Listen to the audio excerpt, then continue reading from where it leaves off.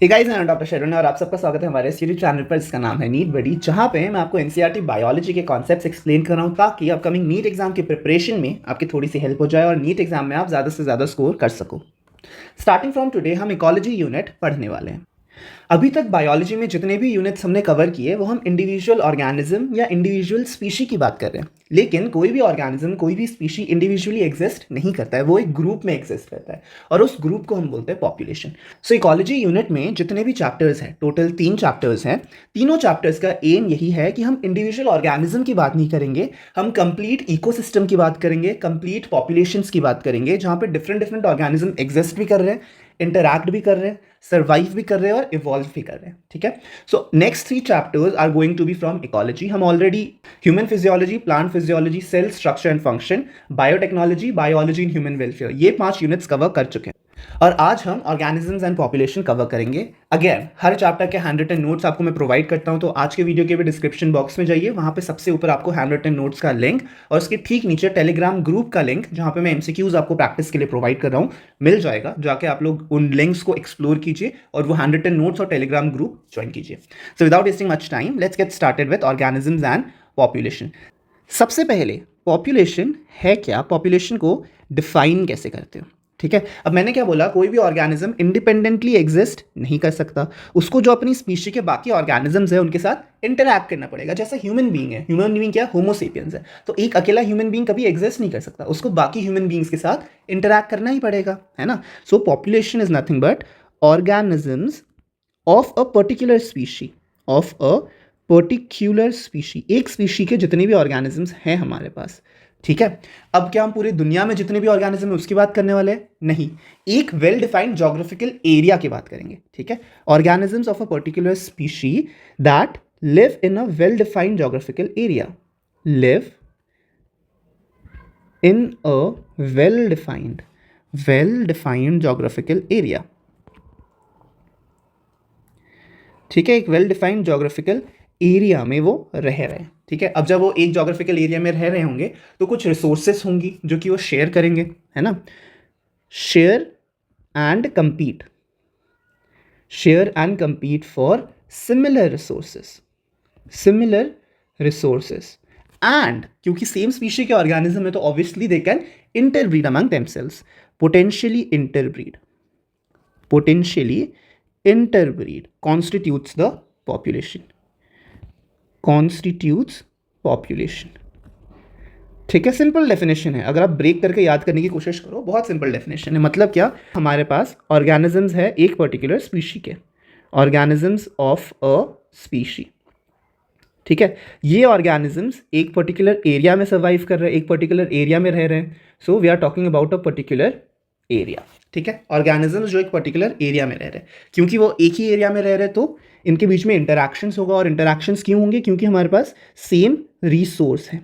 ठीक है, now this interaction can be sharing, this interaction can be competition. ठीक है, और क्योंकि अगेन सेम स्पीशी के ऑर्गेनिजम्स है, सेम एरिया में रह रहे हैं, तो they will have what, reproduction मतलब इंटरब्रीडिंग। ठीक है, इंटरब्रीडिंग। तो इस ऑर्गेनिज्म के ग्रुप को ऑफ अ पर्टिकुलर स्पीशी हम बोलेंगे पॉपुलेशन। जैसे ह्यूमंस की अगर हम बात करें, एक कंट्री में, इंडिया में कितने ह्यूमंस हैं, तो वो ह्यूमंस की पॉपुलेशन है। ठीक है, वैसे ही अगर एक कोई अबैंडन ड्वेलिंग है, अबैंडन ड्वेलिंग मतलब जहाँ पे किसी टाइम पे लोग रहते थे, अब लोग नहीं रह रहे, उसको अबैंडन करके चले गए, खंडर एक तरीके का। ठीक है, सो अबैंडन ड्वेलिंग में क्या मिलता है आपको, अबैंडन ड्वेलिंग में रैट्स मिलते हैं। ठीक है, सो किसी भी अबैंडन ड्वेलिंग में जो हमारे रैट्स होंगे, वो सारे के सारे रैट्स क्या होंगे, वो एक पॉपुलेशन है। ठीक है, they are one population of rats. वैसे ही सिटी में सीवेज के अंदर जो सीवेज सिस्टम है सिटी का, उसमें जो रैट्स होंगे वो रैट्स का एक दूसरा पॉपुलेशन है। ठीक है, सो अलग अलग रैट्स के पॉपुलेशन है डिपेंडिंग की लोकेशन क्या है आपका। ठीक है, वैसे ही कोई भी एक पॉन्ड ले लो, उस पॉन्ड में जितने भी लोटस होंगे वो क्या है, लोटस का पॉपुलेशन होगा। बेसिकली कहने का मतलब ये है कि पॉपुलेशन में आप एक पर्टिकुलर स्पीशी उठाओ, एक एरिया के अंदर जितने भी है उस स्पीशी के ऑर्गेनिजम्स, उन सबका एक ग्रुप बना दो। ये ग्रुप सेम रिसोर्स के लिए लड़ेंगे और आपस में इंटरब्रीड भी करेंगे, तो ये ग्रुप क्या है, उस पर्टिकुलर ऑर्गेनिज्म की स्पीशी का एक पॉपुलेशन है। ठीक है, so that is how you define a population. अब पॉपुलेशन पॉपुलेशन पॉपुलेशन क्यों कर रहा हूं मैं, क्या है पॉपुलेशन का सिग्निफिकेंस? क्योंकि वैसे तो ऑर्गेनिज्म, इंडिविजुअल ऑर्गेनिज्म में उस पॉपुलेशन का क्या इफेक्ट पड़ने वाला है? कोई इफेक्ट नहीं पड़ेगा, है ना। मतलब ये कि इंडिया में कितने ह्यूमंस है उससे आपकी लाइफ में क्या फर्क पड़ेगा? कोई फर्क नहीं पड़ेगा।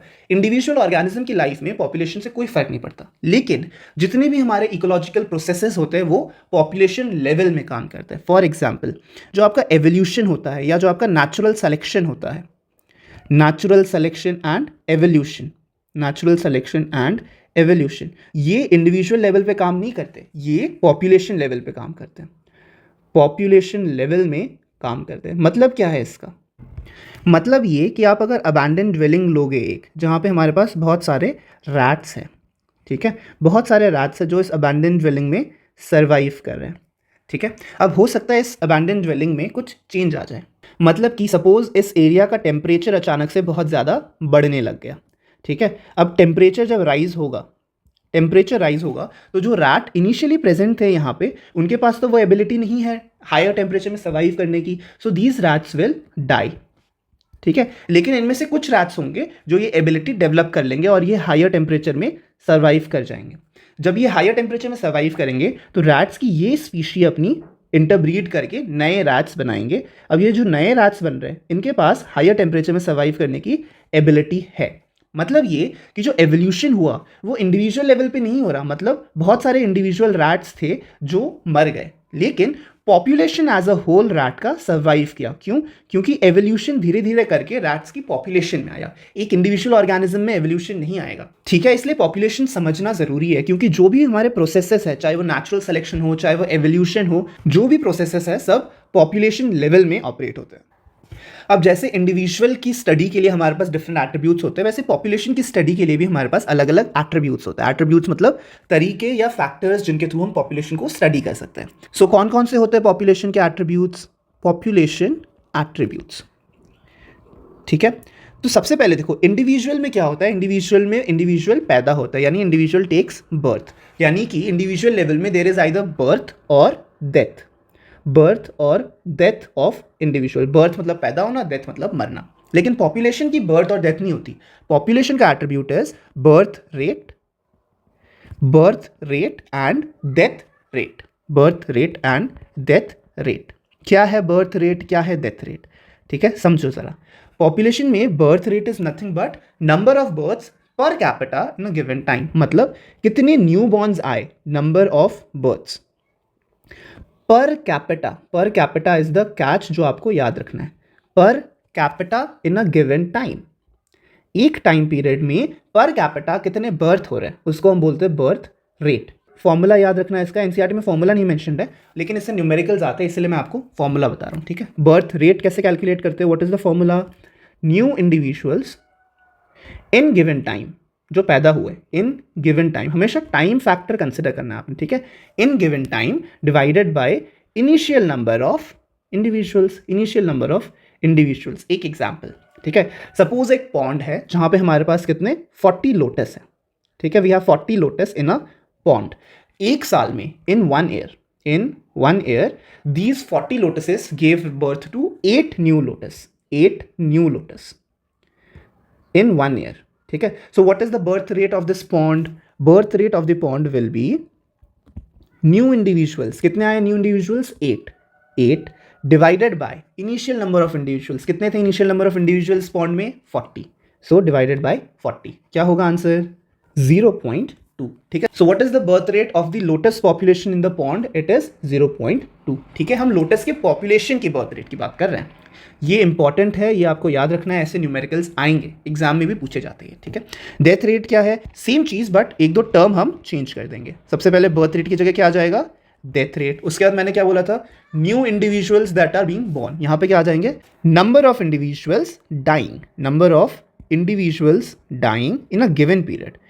Dying in given time period. Given time period याद रखना जरूरी है, ठीक है, क्योंकि अगर आपका इनिशियल नंबर हमारा 2 साल का दे रखा है और न्यू इंडिविजुअल्स 1 साल में बताया गया, तो वो आप कैलकुलेट नहीं कर पाओगे इस फॉर्मूला में। Time period has to be same, मतलब 1 साल में जो इनिशियल नंबर ऑफ इंडिविजुअल था इतना था और 1 साल में इतने बर्थ आ गए, तो आपका बर्थ रेट उसमें आप कैलकुलेट कर सकते हो। Time factor has to be same. Number of individuals in given time divided by initial number of individuals. Initial number of individuals, again इसका भी एक एग्जाम्पल अगर आपको दूं तो एक बैक्टीरियल कल्चर है, ठीक है। एग्जाम्पल में अगर आपको बैक्टीरियल कल्चर का दूं तो उस बैक्टीरियल कल्चर में क्या बोला, number of bacteria that died is 2000, ठीक है, and initial number of bacteria was 20,000. So what is the death rate of this population of bacteria? Death rate of this population of bacteria would be 0.1. ठीक है, simple. Define अगर करना चाहो death rate को तो कैसे डिफाइन करोगे, number of deaths per capita in a given time period, per capita in a given time period, ठीक है, सिंपल है। Birth rate, death rate, 2 attributes हमारे पॉपुलेशन के हो गए। Now let's move to the third attribute. अब देखो, individual का सेक्स होता है, या तो वो मेल होगा या वो फीमेल होगा, लेकिन पॉपुलेशन में we have sex ratio. What is sex ratio? नाम से हमें पता चल रहा है ratio of male to female, ठीक है। अगेन क्वेश्चन में ध्यान देना क्या बोला है, अगर बोला है हमारा कि ना given population of tiger we have 10 female tigers, 10 female tiger and 4 male tigers, और उन्होंने बोला है what is the sex ratio, तो याद रखना 4 male divided by 10 female that is 0.4।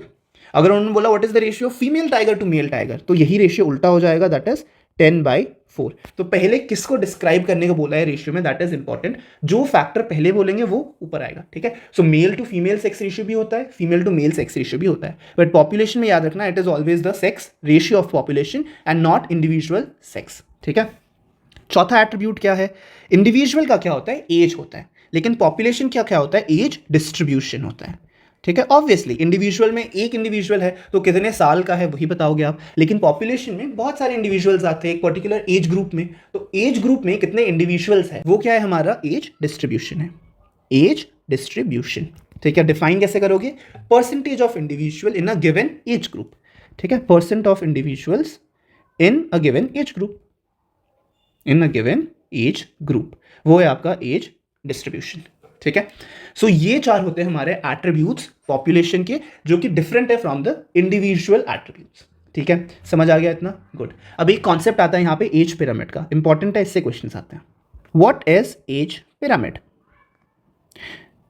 देखो अभी आगे जब हम जाएंगे ना नेक्स्ट चैप्टर में, इकोसिस्टम वाले चैप्टर में, वहाँ पे बहुत सारे पिरामिड्स आएंगे, pyramid of biomass, pyramid of number, pyramid of energy, ठीक है, वो सब आप अलग चीज़ है। लेकिन एज पिरामिड क्या है, पिरामिड होता क्या है, बेसिकली आप लेवल्स में चीज़ों को ऑर्गेनाइज करोगे, उसको हम बोलते हैं पिरामिड, है ना। सो बेस से आप स्टार्ट करोगे, उसके बाद उसके ऊपर अलग अलग लेवल्स ऐड करते जाओगे, दैट इज योर पिरामिड, ठीक है। अब एज पिरामिड क्या होता है, आपके मेन 3 लेवल्स होते हैं, जो कि 3 ग्रुप्स हैं, एज की 3 ग्रुप्स हैं, ठीक है।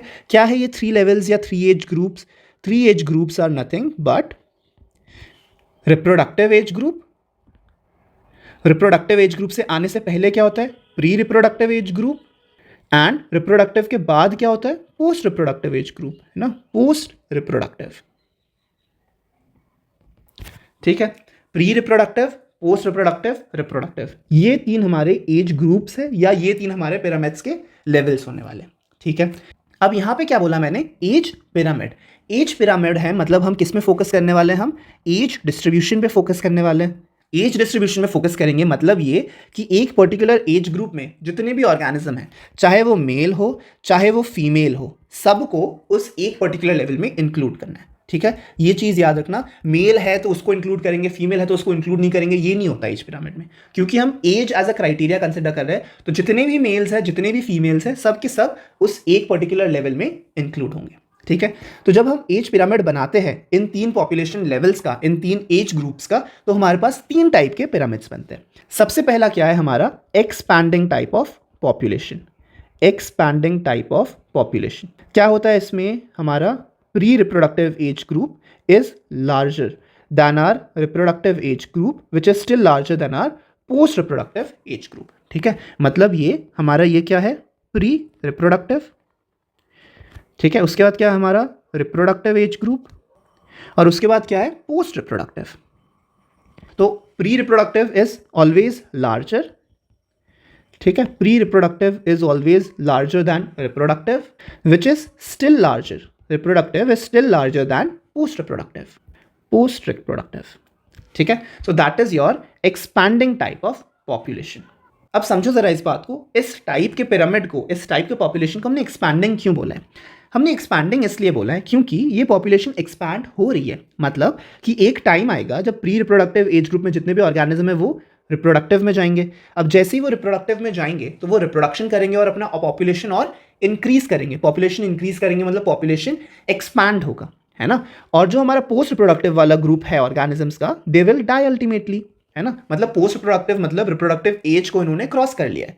अब एक बार पोस्ट रिप्रोडक्टिव में चला गया तो ultimately they have to die. तो पोस्ट रिप्रोडक्टिव वाले मरेंगे, प्री रिप्रोडक्टिव वाले रिप्रोडक्टिव में आएंगे, and reproductive will go into post reproductive at a particular time. अभी नहीं, बट जैसे टाइम प्रोग्रेस करेगा वैसे ये पॉपुलेशन आगे की तरफ बढ़ेगा, आगे की तरफ बढ़ेगा और नंबर इंक्रीज होगा। तो ऑब्वियसली ये क्या है, एक एक्सपैंडिंग टाइप ऑफ पॉपुलेशन है, ठीक है। दूसरा क्या टाइप है फिर, स्टेबल टाइप ऑफ पॉपुलेशन। क्या होता है स्टेबल टाइप ऑफ पॉपुलेशन में? स्टेबल टाइप ऑफ पॉपुलेशन में जो आपका प्री रिप्रोडक्टिव है that is same as reproductive, ठीक है। Pre reproductive is same as reproductive, और क्योंकि ये दोनों सेम होने वाले तो पॉपुलेशन क्या होगा, स्टेबल होगा, ये ज्यादा एक्सपैंड नहीं करेगा। However reproductive would be larger than post reproductive, ठीक है। So if this is your pre reproductive then it is same as the reproductive population, ठीक है, रिप्रोडक्टिव पॉपुलेशन। और जो रिप्रोडक्टिव पॉपुलेशन है it would be larger than the post reproductive age group, ठीक है। अब स्टेबल पॉपुलेशन में क्या हो रहा है, देखो जो हमारा प्री रिप्रोडक्टिव है वो रिप्रोडक्टिव में मूव करेगा, लेकिन जितने ऑर्गेनिज्म हमारे प्री रिप्रोडक्टिव एज ग्रुप में हैं उतने ही हमारे रिप्रोडक्टिव एज ग्रुप में भी जाएंगे। मतलब ये कि पॉपुलेशन एक्सपैंड नहीं हो रहा, लेकिन पॉपुलेशन कम भी नहीं होगी क्योंकि सेम नंबर रिप्लेस करने वाला है हमारा रिप्रोडक्टिव को, ठीक है। तो ये क्या हो गया हमारा stable. And then the third type is declining, ठीक है। Third type is declining. क्या होगा डिक्लाइनिंग में? डिक्लाइनिंग में उल्टा हो जाएगा, मतलब ये कि जो हमारा प्री रिप्रोडक्टिव एज ग्रुप है it will be smaller in number than reproductive, ठीक है। अब smaller in number than reproductive हो गया तो ये पिरामिड क्या हो गया, थोड़ा सा उल्टा हो गया या स्पेंडल शेप का हो गया, ठीक है। तो इसमें क्या हो रहा है, अब जो प्री रिप्रोडक्टिव ऑर्गेनिज्म है they are smaller in number और lesser in number than the reproductive. तो अगर रिप्रोडक्टिव से ये कम होगा तो क्या होगा, होगा ये कि रिप्रोडक्टिव वाले क्या करेंगे, रिप्रोडक्टिव वाले पोस्ट रिप्रोडक्टिव में मूव करेंगे, है ना। लेकिन जो हमारा प्री रिप्रोडक्टिव है वो हमारे रिप्रोडक्टिव को अच्छे से रिप्लेस नहीं कर पाएगा because pre reproductive is lesser in number, और लेसर इन नंबर होने की वजह से this population will be declining, ठीक है। जो हमारे रिप्रोडक्टिव है they will move to our post reproductive, and once they move to our post reproductive they will die, and जो आर प्री रिप्रोडक्टिव है they are not replacing our reproductive age group efficiently replace नहीं करेंगे तो एक time आएगा जब population धीरे धीरे कम होना स्टार्ट हो जाएगा, ठीक है। So that is your 3 types of population based upon the age groups that exist, ठीक है, या फिर based on the age pyramid, कुछ भी बोल सकते हो। Age pyramid is based on the age groups, तो पॉपुलेशन के टाइप्स है ये, expanding type, stable type, declining type of population. इतना आपको समझ आ गया तो let's move to a quantitative aspect कि हम पॉपुलेशन को मेजर कैसे करते हैं। How do you measure population, ठीक है। सो बेसिकली पॉपुलेशन मेजर करने के लिए हमारे पास एक चीज़ आती है जिसका नाम है पॉपुलेशन डेंसिटी, ठीक है, पॉपुलेशन डेंसिटी। अब ये जो पॉपुलेशन डेंसिटी है इसको अलग अलग तरीके से एक्सप्रेस किया जाता है। ये हमारा नंबर हो सकता है, ये हमारा बायोमास भी हो सकता है, ठीक है। सो कहीं पे लिखा होगा population density in terms of numbers, कहीं पे लिखा होगा population density in terms of biomass, ठीक है। तो क्या है ये अलग अलग चीज़ क्यों है? क्योंकि किसी पॉपुलेशन में नंबर हैज़ मोर सिग्निफिकेंस, किसी पॉपुलेशन में biomass has more significance. Example अगर आपको मैं दूँ, एग्जाम्पल अगर दूँ तो जो साइबेरियन क्रेन्स होती हैं, साइबेरियन क्रेन्स, ठीक है, they come to Bharatpur wetlands every year as a migratory population. लेकिन जो नंबर इनका आता है that is less, about less than 10 Siberian cranes you will find in Bharatpur wetlands, ठीक है। तो यहाँ पे बायोमास एक्सप्रेस करने का कोई मतलब नहीं है। यहाँ पे बायोमास एक्सप्रेस करके क्या करोगे, 10 ही तो क्रेन्स हैं, है ना। सो इस केस में क्या है, number is more significant, it is more significant to express population density of Siberian cranes in numbers. अब दूसरा एग्जाम्पल लो, एग्जाम्पल क्या है आपका, बैनियन ट्री का, ठीक है। एक बैनियन ट्री है बड़ा सा, ठीक है, this is a very big banyan tree. ये बड़ा सा banyan ट्री क्या कर रहा है, पार्थेनियम को शेड प्रोवाइड कर रहा है, जहाँ पे पार्थेनियम हमारा सर्वाइव कर रहा है। Parthenium is another type of plant, ठीक है, पार्थेनियम। अब इस पॉपुलेशन में देखो कि banyan ट्री का नंबर 1 है और सपोज यहाँ पे 200 पार्थेनियम आ गए, ठीक है। Does that mean parthenium is more significant than banyan tree? नहीं।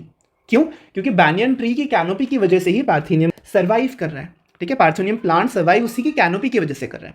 सो अगर आप नंबर की बात करो तो क्योंकि पार्थेनियम ज़्यादा है, लार्जर इन नंबर है, तो आप कंसिडर करोगे कि हाँ ये ज़्यादा सिग्निफिकेंट है, लेकिन ऐसा नहीं होता। banyan tree is more important than the parthenium. तो एक्सप्रेस कैसे करोगे कि इसकी सिग्निफिकेंस आपको ज़्यादा पता चले? बायोमास के थ्रू। मतलब ये कि भले ही banyan ट्री का number is less than parthenium, लेकिन banyan ट्री का biomass is more than parthenium, ठीक है। सो अगर किसी ऑर्गेनिज्म का सिग्निफिकेंस आपको बताना है लेकिन उसका नंबर कम है, तो वहां पे क्या आ जाएगा, population density expression in biomass is to be done, ठीक है। तो ऐसा कोई हार्ड एंड फास्ट रूल नहीं है कि पॉपुलेशन डेंसिटी सिर्फ नंबर में ही एक्सप्रेस किया जाता है। Population density can be expressed in number, it can be expressed in biomass as well, depending upon कि हम किस पॉपुलेशन की बात कर रहे हैं, ठीक है। इंपॉर्टेंस क्या है पॉपुलेशन डेंसिटी का? पॉपुलेशन डेंसिटी का इंपॉर्टेंस है टू इवैल्यूएट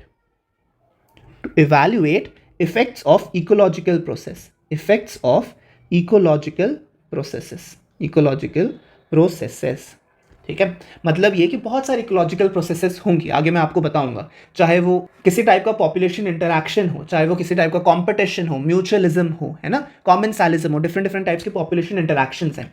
तो इन इंटरैक्शंस की वजह से एक पर्टिकुलर पॉपुलेशन, ऑर्गेनिज्म की एक पर्टिकुलर पॉपुलेशन पे क्या इफेक्ट पड़ रहा है, वो इवैल्यूएट करने के लिए हमको पॉपुलेशन डेंसिटी पता होना चाहिए। फॉर एग्जाम्पल, बहुत सिंपल सा एग्जाम्पल दूंगा, हमारे पास क्या है, ग्रास है, ठीक है, एक ग्रास लैंड है जहाँ पे बहुत सारा ग्रास है।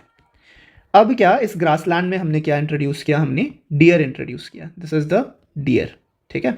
This deer will feed on this grass, simple. अब डियर को फीड कौन करता है, एक हमारे पास कार्निवोर आता है, ठीक है, दिस इज आवर कार्निवोर, चाहे वो लायन हो चाहे वो टाइगर हो। सपोज हमने क्या किया, लायन इंट्रोड्यूस किया, तो ये लायन क्या करेगा, this lion will feed on deer, ताकि डियर ये ग्रास कंप्लीटली डिस्ट्रॉय ना कर दे, है ना। अगर आप इस इंटरैक्शन से लायन को हटा दो तो क्या होगा, अब डियर को कंट्रोल में रखने के लिए कोई भी नहीं है, तो डियर क्या करेगा, आपका पूरा का पूरा जितना भी आपके पास ग्रास है सारा ग्रास खा जाएगा। सारा ग्रास खा जाएगा तो पूरा ग्रास खत्म हो गया। पूरा ग्रास खत्म हो गया तो ये पूरा इकोसिस्टम जो डियर, ग्रास, लायन की वजह से सर्वाइव कर रहा था, ये पूरा इकोसिस्टम डिस्ट्रॉय हो जाएगा, क्योंकि एक बार ग्रास खत्म हो जाएगा तो डियर को भी खाने को कुछ नहीं मिलेगा and deer will also die, ठीक है। सो एक लायन को हटाने की वजह से कैसे पूरा का पूरा इकोसिस्टम आपका हिल गया। तो ये इवैल्यूएट कैसे करोगे आप, ये इवैल्यूएट करोगे आप पॉपुलेशन डेंसिटी से। पहले ग्रास का पॉपुलेशन डेंसिटी सपोज 10,000 था, ठीक है। अब जैसे ही आपने लायन या टाइगर जो भी आपका कार्निवोर था उसको हटाया, इसका डेंसिटी कम हो जाएगा, सपोज 100 हो गया, 100 क्या 10 हो गया, ठीक है। तो population density of grass is decreasing. वैसे ही डियर का पॉपुलेशन पहले सपोज कितना था, 100 था, उसके बाद जैसे ही आपने क्या किया, आपने लायन टाइगर हटा दिया तो डियर को कोई भी अब हार्म नहीं पहुंचा रहा, कोई भी उसको कंज्यूम नहीं कर रहा, तो डियर की पॉपुलेशन इंक्रीज होने लगेगी। सो 100 से 1000 हो गया, 1000 से 10,000 हो गया, ठीक है। So population density of deer is increasing and of grass is decreasing. So हमारा इकोलॉजिकल प्रोसेस जो कि हमारा कार्निवोर का प्रेडेशन था, predation is a type of population interaction, है ना, जहां पे प्रेडेटर प्री को कंज्यूम कर रहा है ना। तो जैसे हमने प्रेडेटर को हटाया तो इफेक्ट क्या आया हमारे पॉपुलेशन पे, वो इवैल्यूएट करने के लिए आपको पॉपुलेशन डेंसिटी पता होनी चाहिए। Population density of grass, population density of dear, जो कि हमको बता रहा है इफेक्ट क्या आ रहा है, ठीक है।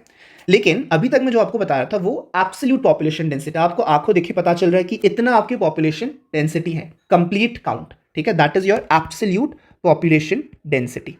लेकिन ये हर जगह पॉसिबल नहीं है। कई बार क्या होता है, या तो आपका एरिया ऑफ एनालिसिस बहुत बड़ा होगा तो पूरा का पूरा एरिया आप एक ही साथ एनालाइज नहीं कर पाओगे, तो उन केसेस में हम क्या करते हैं, एब्सोल्यूट की जगह we use relative, what, we use relative population density. Again term से पता चल रहा है, रिलेटिव पॉपुलेशन डेंसिटी मतलब हमें एक रिलेटिव एस्पेक्ट लाना है पिक्चर में, मतलब हम रिलेट करने वाले, एग्जैक्ट नंबर नहीं पता, बट हम छोटा सा एक नंबर निकालेंगे और उस नंबर को रिलेट करेंगे कि अगर इतने एरिया में इतना पॉपुलेशन है तो पूरे एरिया में इतना होगा। एक एग्जाम्पल अगर आपको दूं, अगर आप चाहते हो कि एक पॉन्ड में कितनी फिश है ये कैलकुलेट करना, number of fishes in a pond, तो आप डायरेक्टली हर एक फिश को तो काउंट नहीं कर पाओगे, तो क्या करोगे, तो आप फिशिंग करोगे, ठीक है, फिशिंग करोगे और एक पर्टिकुलर एरिया पॉन्ड का कवर करोगे, पर्टिकुलर एरिया ऑफ पॉन्ड। तो उस पर्टिकुलर एरिया ऑफ पॉन्ड में आपने कितने फिश कैप्चर किए, ठीक है, जितने भी फिश आपने कैप्चर किए उस पॉन्ड के एरिया का आपको फिश का पॉपुलेशन डेंसिटी मिल गया। लेकिन आपको क्या चाहिए, पूरे पॉन्ड का पॉपुलेशन डेंसिटी चाहिए। तो जो पॉपुलेशन डेंसिटी आपको फिश का मिला यहां पे, उसको आप एक्स्ट्रापोलेट करोगे। एक्स्ट्रापोलेट मतलब क्योंकि इतने एरिया में इतना पॉपुलेशन है हमारे फिश का, तो पूरे एरिया में इतना होगा, ठीक है। सो बेसिकली आप एक रिलेटिव मेथड यूज कर रहे हो, छोटे से एरिया में पॉपुलेशन निकाल रहे हो और उसको रिलेटिव एस्पेक्ट में पूरे बड़े एरिया में कैलकुलेट कर रहे हो। That is your relative population density. समझ आया, रिलेटिव पॉपुलेशन डेंसिटी, ठीक है। ये एक्सप्लेन इसलिए कर रहा हूं क्योंकि एनसीईआरटी में एग्जाम्पल्स दे रखे हैं, एग्जाम्पल्स जहां पे दिए हुए एनसीईआरटी में वहां से सवाल आने के बहुत ज़्यादा हाई चांसेस है। इसीलिए पॉपुलेशन डेंसिटी में ये कॉन्सेप्ट्स याद रखना। सबसे पहली चीज़, रिलेटिव पॉपुलेशन डेंसिटी क्या होता है, population density in terms of number, population density in terms of biomass, and what is the significance और use of population density. Use is to evaluate what is the effect of ecological process on the population, ठीक है, इतना समझ आ गया। So that is your entire population density. Now let's move to the next topic of this chapter, that is population growths. How do population grow? Population growths. There are four different methods or four different processes that can affect population of a place. क्या है ये processes? सबसे पहले हमारा आता है natality, ठीक है, डिफाइन करूंगा अभी, पहले सारे प्रोसेसेस मैं लिस्ट कर दूं। natality के बाद आता है हमारा mortality, ठीक है, mortality के बाद आता है हमारा immigration एंड फिर आता है हमारा ई माइग्रेशन, ठीक है। क्या है natality? Natality is the number of births in a given period in a population that are added to the initial density. मतलब ये कि हमारे पास पॉपुलेशन की एक इनिशियल डेंसिटी है, initial density of population exists, density of population is there, ठीक है। Suppose this initial density is known as the N, ठीक है। अब नीचे की चार प्रोसेसेस इस इनिशियल डेंसिटी पे एक्ट करेंगे, या तो इस इनिशियल डेंसिटी को इंक्रीज करेंगे या इस इनिशियल डेंसिटी से वो रिड्यूस करेंगे, ठीक है। नैटालिटी मतलब number of births in a given time period that are added to population, ठीक है, that is your natality. How is natality different from birth rate? क्या है difference? Birth rate per capita था, ठीक है, birth rate was per capita, natality is not per capita, natality is total number of births, है ना। सो नैटालिटी अगर बोला question में क्या है तो आपको याद रखना, it is a total number of births in a given time period, ठीक है। बर्थ रेट क्या था? इट वाज पर कैपिटा, वैसे ही मॉर्टैलिटी क्या है? Number of deaths in a given time period, in a given period of time in a population, that is your mortality. कितने लोग मरे, that is your mortality. Death rate क्या था? Death rate was again per capita, it was per capita मतलब अगर आपके पास 100 लोग exist कर रहे हैं तो जितने भी डेथ हो रहे हैं उसको डिवाइडेड बाय 100 कर देना है, ठीक है। लेकिन मॉर्टैलिटी में आप सीधा नंबर ऐड करोगे, डिवाइड किसी चीज से नहीं करना है, ठीक है। So that is your natality and mortality and the difference from death rate and birth rate, ठीक है। डिफरेंस याद रखना, अक्सर लोगों को कंफ्यूजन होता है कि बर्थ रेट और नैटालिटी सेम है, नहीं, बर्थ रेट और नैटालिटी सेम नहीं है, ठीक है। इमिग्रेशन, क्या है इमिग्रेशन? हमेशा याद रखना, इमिग्रेशन का आई इज फॉर इन, मतलब जो भी नए इंडिविजुअल पॉपुलेशन के अंदर आ रहे हैं, ठीक है। So number of individuals that are coming into a habitat from some other location for the time period under consideration. मतलब एक पर्टिकुलर हैबिटेट में कितने इंडिविजुअल आ रहे हैं कहीं और से, from other location for the time period under consideration, for time period. देखो ये याद रखना, पॉपुलेशन स्टडीज जहाँ पे भी होती है वहाँ पे एक टाइम पीरियड के लिए एक पॉपुलेशन स्टडी होती है, वो अनलिमिटेड टाइम से नहीं देखते हैं, हमेशा बोलेंगे इस एक साल में कितने इमिग्रेंट्स आए, कितने लोग इस पॉपुलेशन के अंदर आए, ठीक है। इमिग्रेशन इन, ई क्या है? ई इज फॉर एग्जिट, ठीक है, दैट इज ई माइग्रेशन। सो कितने लोग एक पॉपुलेशन से बाहर निकले, number of individuals that left a population and went elsewhere. Again for a particular time period, ठीक है, for a given time period हमेशा बताया हुआ होगा, for a given time period, ठीक है। इमिग्रेशन ई माइग्रेशन का एग्जाम्पल दूं तो जितने भी हमारे कंट्री से, फ्रॉम आर कंट्री जितने भी लोग बाहर जाएंगे, वो किसी भी कंट्री में हो, चाहे वो यूएस जा रहे हो, चाहे वो कनाडा जा रहे हो, चाहे वो ऑस्ट्रेलिया जा रहे हो, किसी भी कंट्री में जा रहे हो, जब हमारी कंट्री से लोग बाहर जाएंगे तो इन कंट्रीज़ के लिए क्या है, ये इमाइग्रेशन है इन कंट्रीज़ के लिए, क्योंकि यूएस में वो पॉपुलेशन इंक्रीज करेंगे, कनाडा में वो पॉपुलेशन इंक्रीज करेंगे, ऑस्ट्रेलिया में वो पॉपुलेशन इंक्रीज करेंगे, तो इनके लिए ये क्या है, इमाइग्रेशन है, they are moving into these populations. लेकिन इंडिया के लिए क्या है, ये ई माइग्रेशन है। ई मतलब दे आर एग्जिटिंग, सो जिस कंट्री को एग्जिट करके लोग जा रहे हैं वहाँ के लिए ई माइग्रेशन है, और जिस कंट्री के अंदर आ रहे हैं वहाँ के लिए वो इमाइग्रेशन है, ठीक है, सिंपल टू अंडरस्टैंड, है ना। सो ज़रा समझो इस बात को अगेन, अगर किसी टाइम पीरियड टी में हमारी पॉपुलेशन एन टी थी, so what will be the population, at time t+1, ठीक है। सो किसी भी टाइम t+1 के लिए हमें पॉपुलेशन अगर कैलकुलेट करना है तो इनिशियल पॉपुलेशन तो है ही वहाँ पे, इनिशियल पॉपुलेशन को आप रहने दो वहाँ पे। उसके बाद मैंने क्या बोला, नेटालिटीज़ मतलब जितने लोग पैदा हो रहे हैं, नए लोग जो पैदा हो रहे हैं, तो वो क्या हो गया बी, प्लस इमाइग्रेशन, इम मतलब बाहर से जो लोग हमारे पॉपुलेशन में आ रहे हैं, दैट विल बी आई, ठीक है। इन दोनों को हमने ऐड कर देना है, सबट्रैक्ट किसको करना है, जो लोग हमारे मर रहे हैं, दैट इज मॉर्टैलिटीज माइनस डी, और किसको माइनस करना है, जो भी लोग हमारे पॉपुलेशन से बाहर जा रहे हैं, that is your E migration.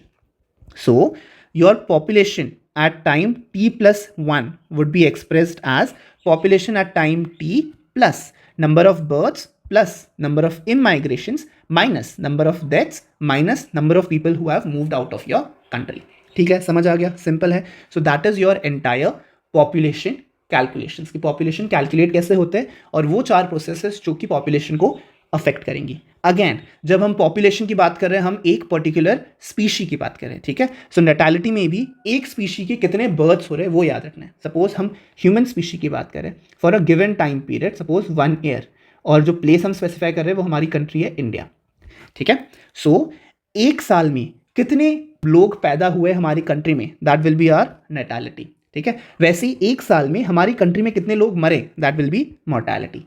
एक साल में कितने लोग हमारी कंट्री के अंदर आए, दैट विल बी इमाइग्रेशन, और एक साल में कितने लोग हमारी कंट्री से बाहर गए, that will be our emigration, ठीक है। सो टाइम पीरियड स्पेसिफाई कर दिया, प्लेस स्पेसिफाई कर दिया, और एक पर्टिकुलर स्पीशीज स्पेसिफाई कर दी, ठीक है।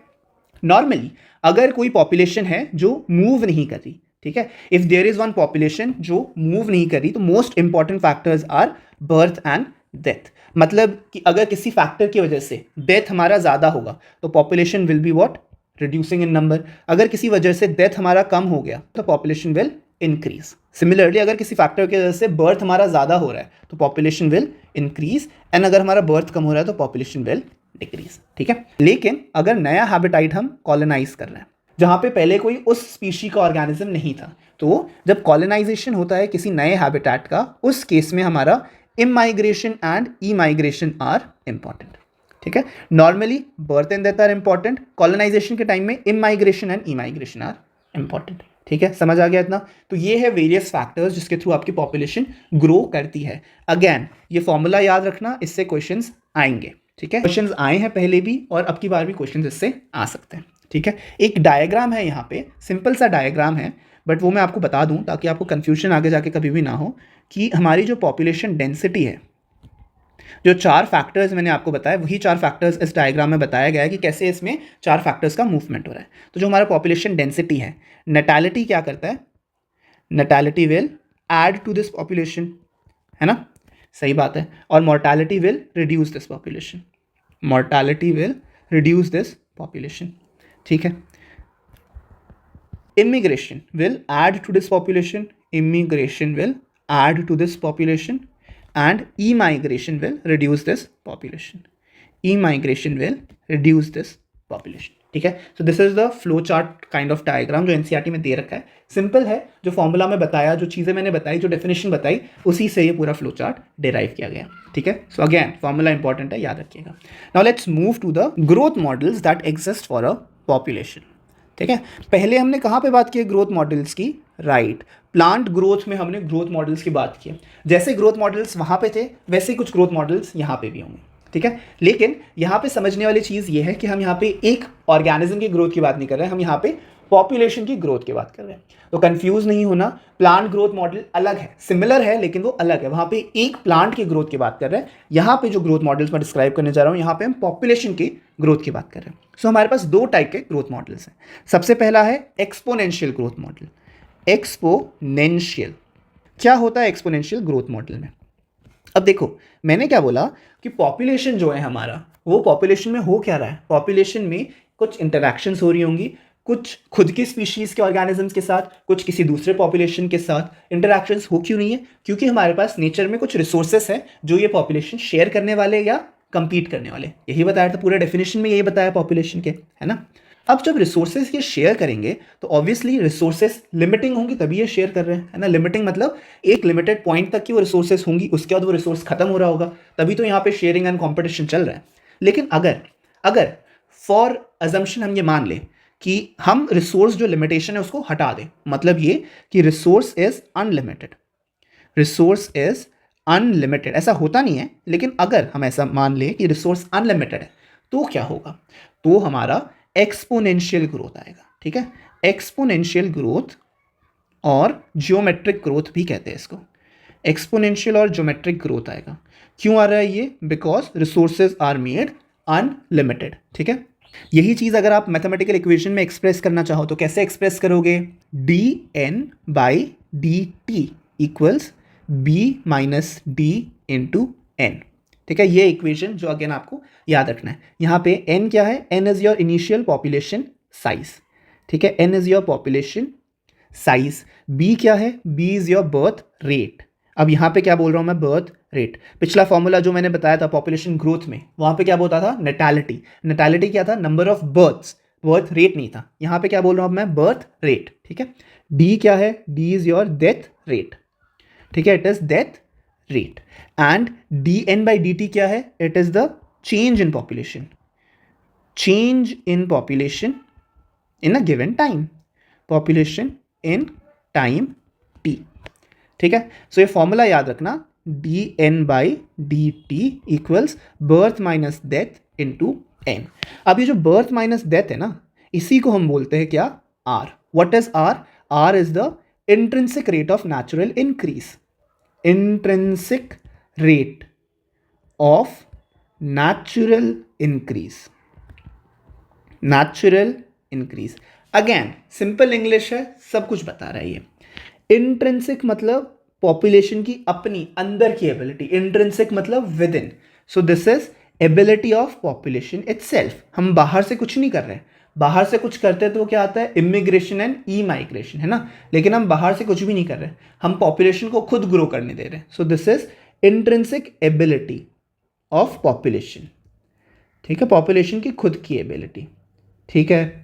रेट, रेट क्यों? क्योंकि मैंने क्या बताया? B and D are nothing but birth and death rates, ठीक है। सो इंट्रिंसिक रेट तो आपको समझ आ गया। नेचुरल इंक्रीज, नेचुरल इंक्रीज क्यों? क्योंकि नॉर्मली भी पॉपुलेशन की टेंडेंसी क्या होती है? इंक्रीज करने की होती है, वो that is your natural tendency of the population, ठीक है। सो बाहर से हम कोई इंटरवेंशन नहीं कर रहे, नेचुरली पॉपुलेशन इंक्रीज होगा या नेचुरली पॉपुलेशन डिक्रीज होगा, ठीक है। इसीलिए b-d को हमने क्या बोला है? Intrinsic rate of natural increase, ठीक है। क्वेश्चन आता है इससे, तो पूछेंगे आपको, वो बर्थ रेट दे देंगे, वो डेथ रेट दे देंगे, फिर बोलेंगे what is the intrinsic rate of natural increase. कुछ नहीं करना आपको, बर्थ रेट को डेथ रेट से माइनस कर देना है, दैट इज योर r, ठीक है। सो अगर आप r को इस इक्वेशन में डाल दो तो क्या आएगा? dn/dt इक्वल्स rn, ठीक है। This is the third formula जो आपको याद रखना है, ठीक है। अब ये जो r है, intrinsic rate of natural increase, इसका सिग्निफिकेंस क्या है? सिग्निफिकेंस या फिर use, what is the use और सिग्निफिकेंस ऑफ दिस, ठीक है। अब कुछ भी चीज़ मैं आपको बताता हूँ उसका कोई ना कोई यूज़ तो होता ही है, बिना यूज़ के तो बायोलॉजी के एनसीईआरटी में फालतू में बताएंगे नहीं, है ना। सो क्या यूज़ है इस r का?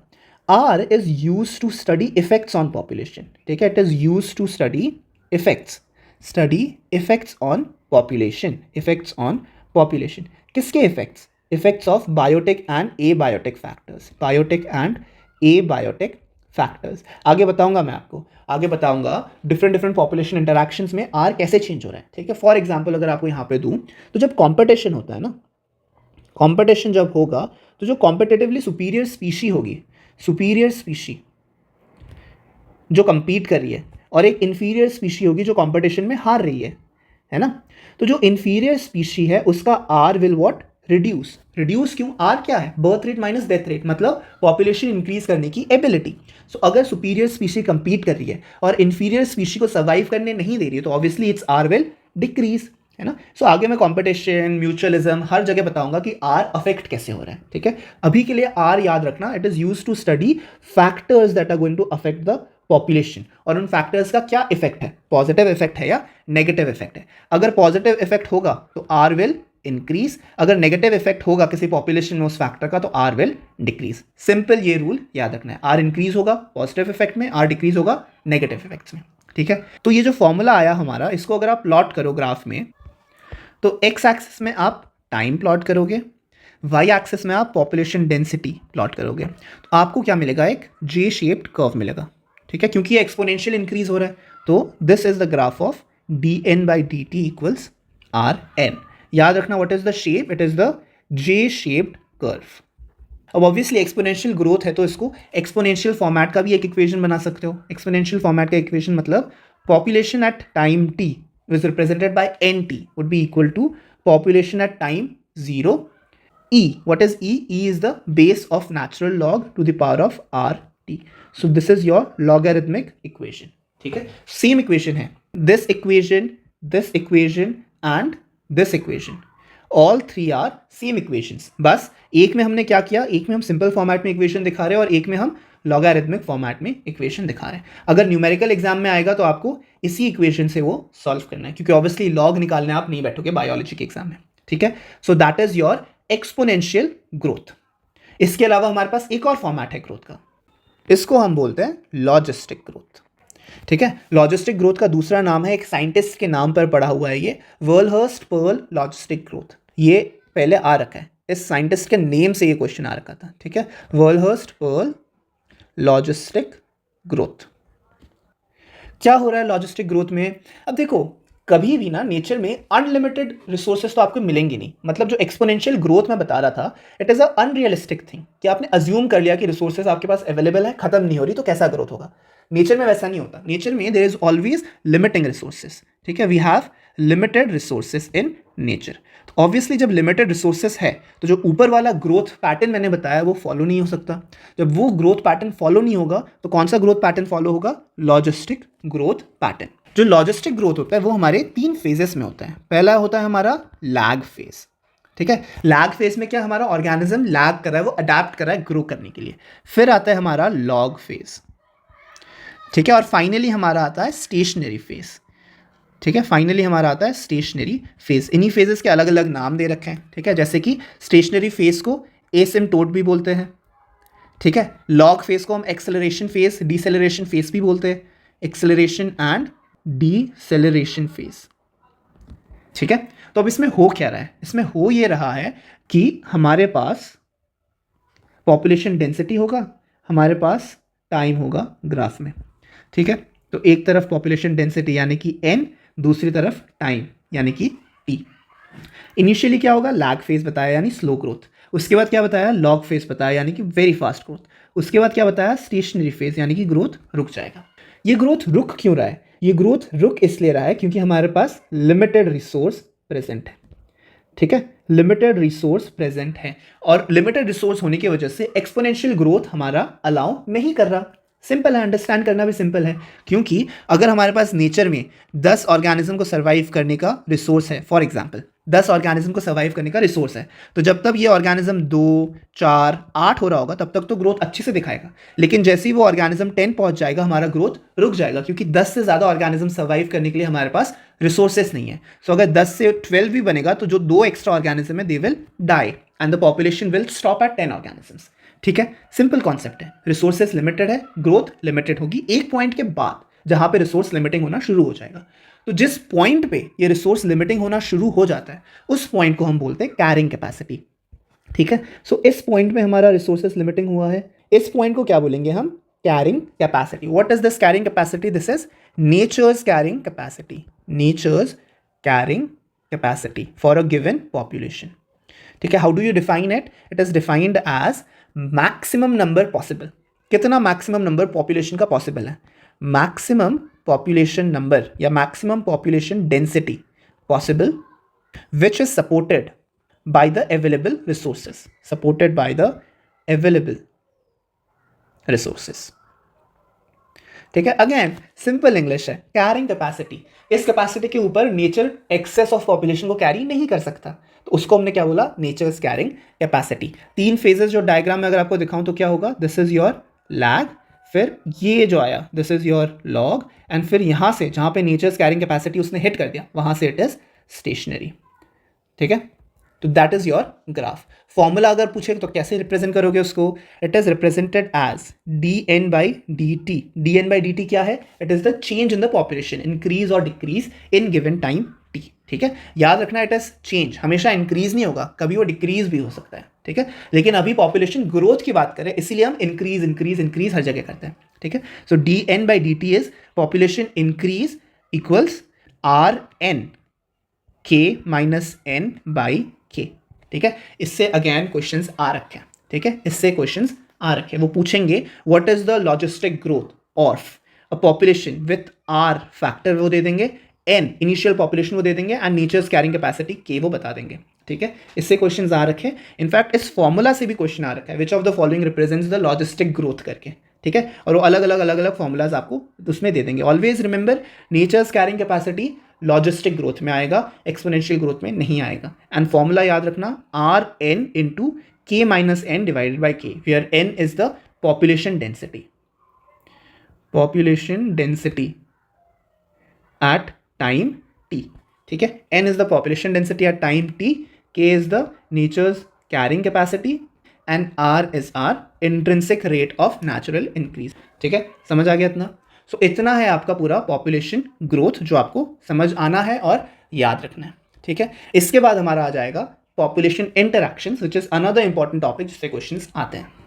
पॉपुलेशन इंटरैक्शन, अब सिंपल इंग्लिश वर्ड है। पॉपुलेशन इंटरैक्शन मतलब क्या? जो इंटरैक्शंस हो रहे हैं बिटवीन पॉपुलेशंस। अब पॉपुलेशन मैंने क्या बताया आपको? Population are all the organisms of a particular species. मतलब ये कि सेम स्पीशी के बीच में भी इंटरैक्शन हो सकता है, डिफरेंट स्पीशीज के बीच में भी इंटरैक्शन हो सकता है। Population interactions. ठीक है। इंटरैक्शन मतलब एक पॉपुलेशन ये है, एक पॉपुलेशन ये है, we have a population A, we have a population B, दोनों आपस में कैसे इंटरैक्ट कर रहे हैं, कैसे रिएक्ट कर रहे हैं। दोनों साथ मिलके भी रह सकते हैं, दोनों एक दूसरे के साथ कंपीट भी कर सकते हैं, हो सकता है ए बी के ऊपर सर्वाइव कर रहा है। तो अलग अलग टाइप के पॉपुलेशन इंटरैक्शंस होते हैं। So we have total of 6 population interactions जो आपको पता होना चाहिए। एनसीईआरटी में एक टेबल दे रखा है, ये टेबल इंपॉर्टेंट है, इससे क्वेश्चंस आते हैं। So we have species A, then we have species B, and then we have the type of interaction। ठीक है। Type of interaction. सो अगर इंटरैक्शन हमारा म्यूचुअलिज्म है, म्यूचुअलिज्म इज द इंटरैक्शन। क्या होगा म्यूचुअलिज्म में? दोनों स्पीशीज का बेनिफिट होगा, मतलब स्पीशी ए को भी फायदा मिलेगा, स्पीशी बी को भी फायदा मिलेगा, दोनों स्पीशीज को फायदा मिल रहा है, मतलब म्यूचुअलिज्म है। एक स्पीशी को फायदा हो रहा है, दूसरी स्पीशी को नुकसान हो रहा है। किस टाइप का इंटरैक्शन है ये? प्रेडेशन। ठीक है। Predation is a type of interaction जहां पे एक को फायदा होगा, दूसरे को नुकसान होगा। किसको फायदा होगा? प्रेडेटर को फायदा होगा। किसको नुकसान होगा? जो प्रे है, जिस पे प्रिडेशन हो रहा है, उसको नुकसान होगा। अभी डिटेल में हर एक को एग्जांपल के साथ बताऊंगा मैं आपको। एक और इंटरैक्शन होता है इसी टाइप का, एक का फायदा एक का नुकसान। इसको क्या बोलते हैं? इसको हम बोलते हैं पैरासिटिज्म। पैरासिटिज्म मतलब कि एक स्पीशी दूसरे स्पीशी के ऊपर सर्वाइव कर रहा है, तो किसका फायदा होगा? पैरासाइट का फायदा होगा। और नुकसान किसका होगा? होस्ट का नुकसान होगा। ठीक है। उसके बाद एक इंटरैक्शन होता है जिसमें दोनों स्पीशी का लॉस होता है, दोनों के लिए नुकसान होगा। कौन सा इंटरैक्शन है ये? कॉम्पिटिशन। ठीक है। कॉम्पिटिशन मतलब एक लिमिटेड रिसोर्स है, दो स्पीशी उसी रिसोर्स के लिए कंपीट कर रहा है, तो उसमें क्या होगा? दोनों को एडिक्वेट खाना नहीं मिलेगा, दोनों का लॉस है। ठीक है। उसके बाद है एक स्पीशी को कोई फर्क नहीं पड़ेगा, लेकिन एक स्पीशी का फायदा हो जाएगा, इसको हम बोलते हैं कॉमेंसालिज्म। कॉमेंसालिज्म। ठीक है। ऐसा ही एक और इंटरैक्शन होता है जिसमें एक स्पीशी को ना फायदा हो रहा है ना नुकसान हो रहा है, और दूसरे स्पीशी का नुकसान हो रहा है, उसको हम बोलेंगे एमेंसालिज्म। तो टोटल ये 6 हमारे इंटरैक्शंस होती हैं पूरे के पूरे पॉपुलेशंस के बीच में, म्यूचुअलिज्म, प्रेडेशन, पैरासिटिज्म, कॉम्पिटिशन, कॉमेंसालिज्म और एमेंसालिज्म। ठीक है, now will start with first predation. क्या बोला अभी जस्ट मैंने प्रेडेशन में, एक का फायदा होगा एक का नुकसान होगा। जिसका फायदा होगा वो क्या है, हमारा प्रेडेटर है, और जिसका नुकसान होगा वो क्या है, हमारा प्रे है। सही बात है, एक प्रेडेटर एक प्रे आपस में इंटरैक्ट कर रहे हैं। अब भले ही एक का फायदा हो रहा हो और एक का नुकसान हो रहा हो, लेकिन प्रेडेशन एक बहुत ही इंपॉर्टेंट टाइप का इंटरैक्शन है जिसकी वजह से पूरा का पूरा इकोसिस्टम सर्वाइव करता है। तो क्या क्या है हमारा प्रेडेशन का significance, what are the significance of predation. So हम प्रेडेशन के सिग्निफिकेंस की बात करें तो सबसे पहले जितना भी हमारा एनर्जी ट्रांसफर हो रहा है, एनर्जी ट्रांसफर, ये एनर्जी ट्रांसफर हमारा प्रेडेशन की वजह से ही होता है। मतलब ये, जब एक हायर ट्रॉफिक लेवल का ऑर्गेनिज्म लोअर ट्रॉफिक लेवल पे प्रेडेशन करेगा तभी एनर्जी ट्रांसफर होगा। प्लांट है हमारा, प्लांट को कौन खाएगा, हर्बीवोर खाएगा। सही बात है, हर्बीवोर खाएगा। हर्बीवोर को कौन खाएगा, हर्बीवोर को हमारा कार्निवोर खाएगा, है ना। और कार्निवोर को कौन खाएगा, कार्निवोर को एक दूसरा टॉप लेवल कार्निवोर खाएगा, टॉप लेवल कार्निवोर। तो प्रेडेटर प्रे से आपको बस डियर और लायन नहीं याद रखना है, प्रेडेशन आपका हर्बीवोर भी कर रहा है, प्रेडेशन आपका कार्निवोर भी कर रहा है, टॉप लेवल कार्निवोर भी कर रहा है। मतलब ये कि हर्बीवोर का प्लांट को खाना भी प्रेडेशन है, कार्निवोर का इस हर्बीवोर को खाना भी प्रेडेशन है, और टॉप लेवल कार्निवोर का इस कार्निवोर को खाना भी प्रेडेशन ही है। ठीक है, सो प्रेडेशन इज इंपॉर्टेंट क्योंकि प्रेडेशन की मदद से ही एनर्जी ट्रांसफर हो रहा है from plants to higher trophic level. Energy transfer because of predation, that is one important significance of predation. दूसरा, प्रेडेशन की वजह से प्रे का पॉपुलेशन कंट्रोल में रहता है। Pray population under control, pray population under control. मैंने अभी थोड़ी देर पहले आपको समझाया था इंपॉर्टेंस ऑफ आर की, जब हम बात कर रहे थे कि अगर हमने एक इकोसिस्टम में जहाँ पे ग्रास प्रेजेंट है, हमारे पास ग्रास को खाने के लिए हमारे पास डियर प्रेजेंट है, यही बताया था आपको, और डियर को खाने के लिए हमारे पास एक टाइगर प्रेजेंट है। तो इसमें मैंने क्या किया था, इसमें मैंने जब टाइगर को हटा दिया था तो डियर ने पूरा ग्रास खत्म कर दिया। पूरा ग्रास खत्म होने की वजह से एक टाइम के बाद डियर भी खुद खत्म हो गया, है ना।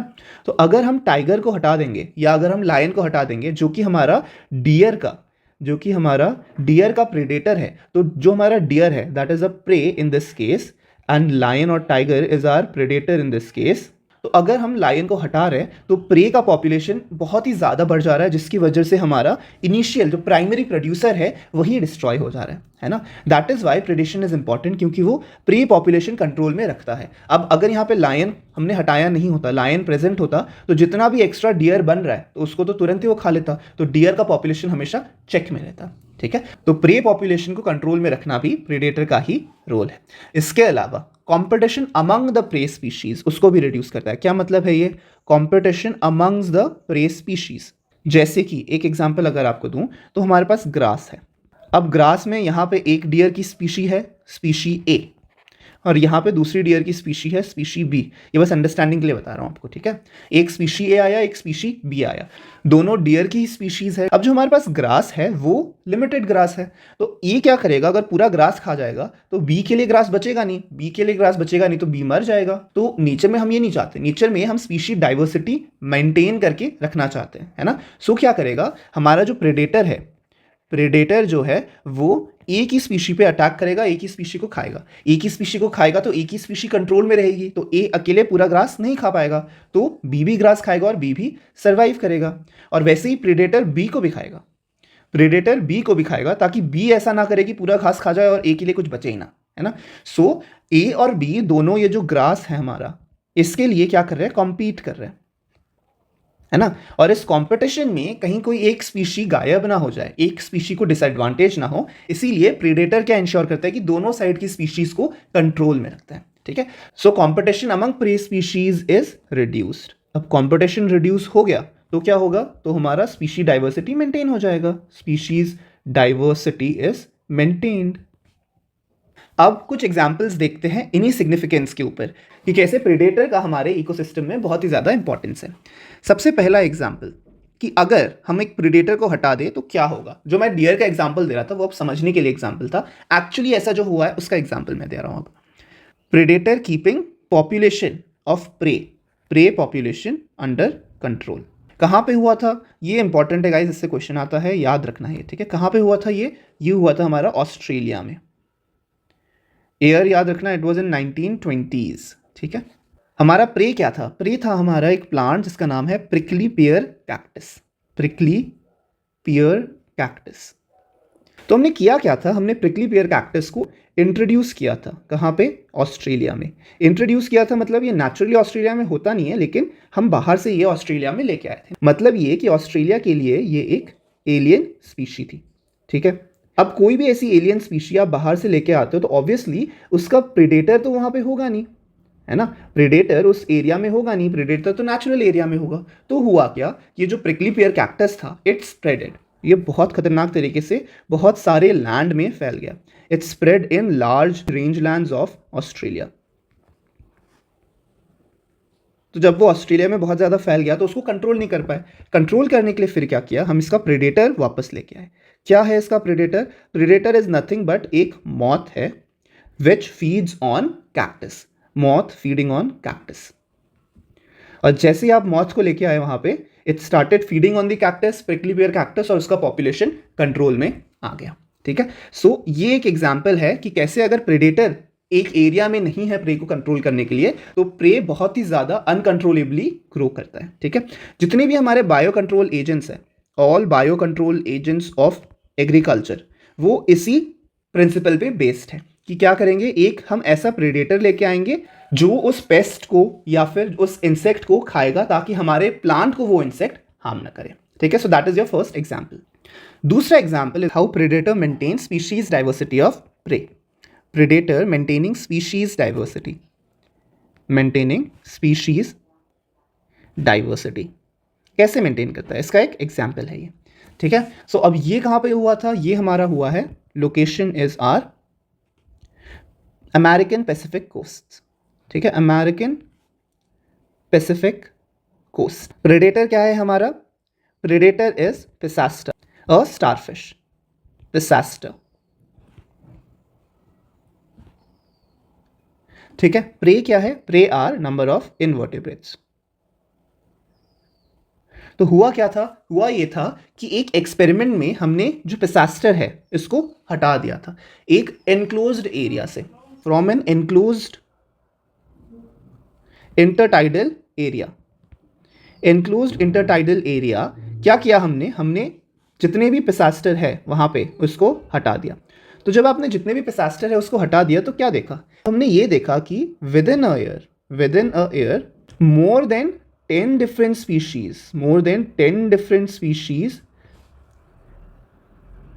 of invertebrates became extinct, ठीक है। more than 10 different species हमारे invertebrates के एक ही साल में extinct हो गए। क्यों एक्सटिंक्ट, इसलिए हुए क्योंकि जैसे आपने पिसास्टर को हटाया तो उनका इंटर स्पीशीज का कंपटीशन स्टार्ट हो गया। जब इंटर स्पीशी कंपटीशन आ गया तो जो कॉम्पिटेटिवली सुपीरियर स्पीशीज है वो सर्वाइव करेंगी और जो कॉम्पिटेटिवली इंफीरियर स्पीशीज है वो धीरे धीरे एक्सटिंक्ट हो जाएंगी। So within a year more than 10 different species of invertebrates they became extinct. And what was the reason of extinction, interspecies competition. तो जो मैंने बताया आपको कि जितने भी हमारे प्रेडेटर्स हैं वो क्या करते हैं, वो स्पीशीज डाइवर्सिटी मेंटेन करके रखते हैं, ये उसका एग्जांपल था, ठीक है।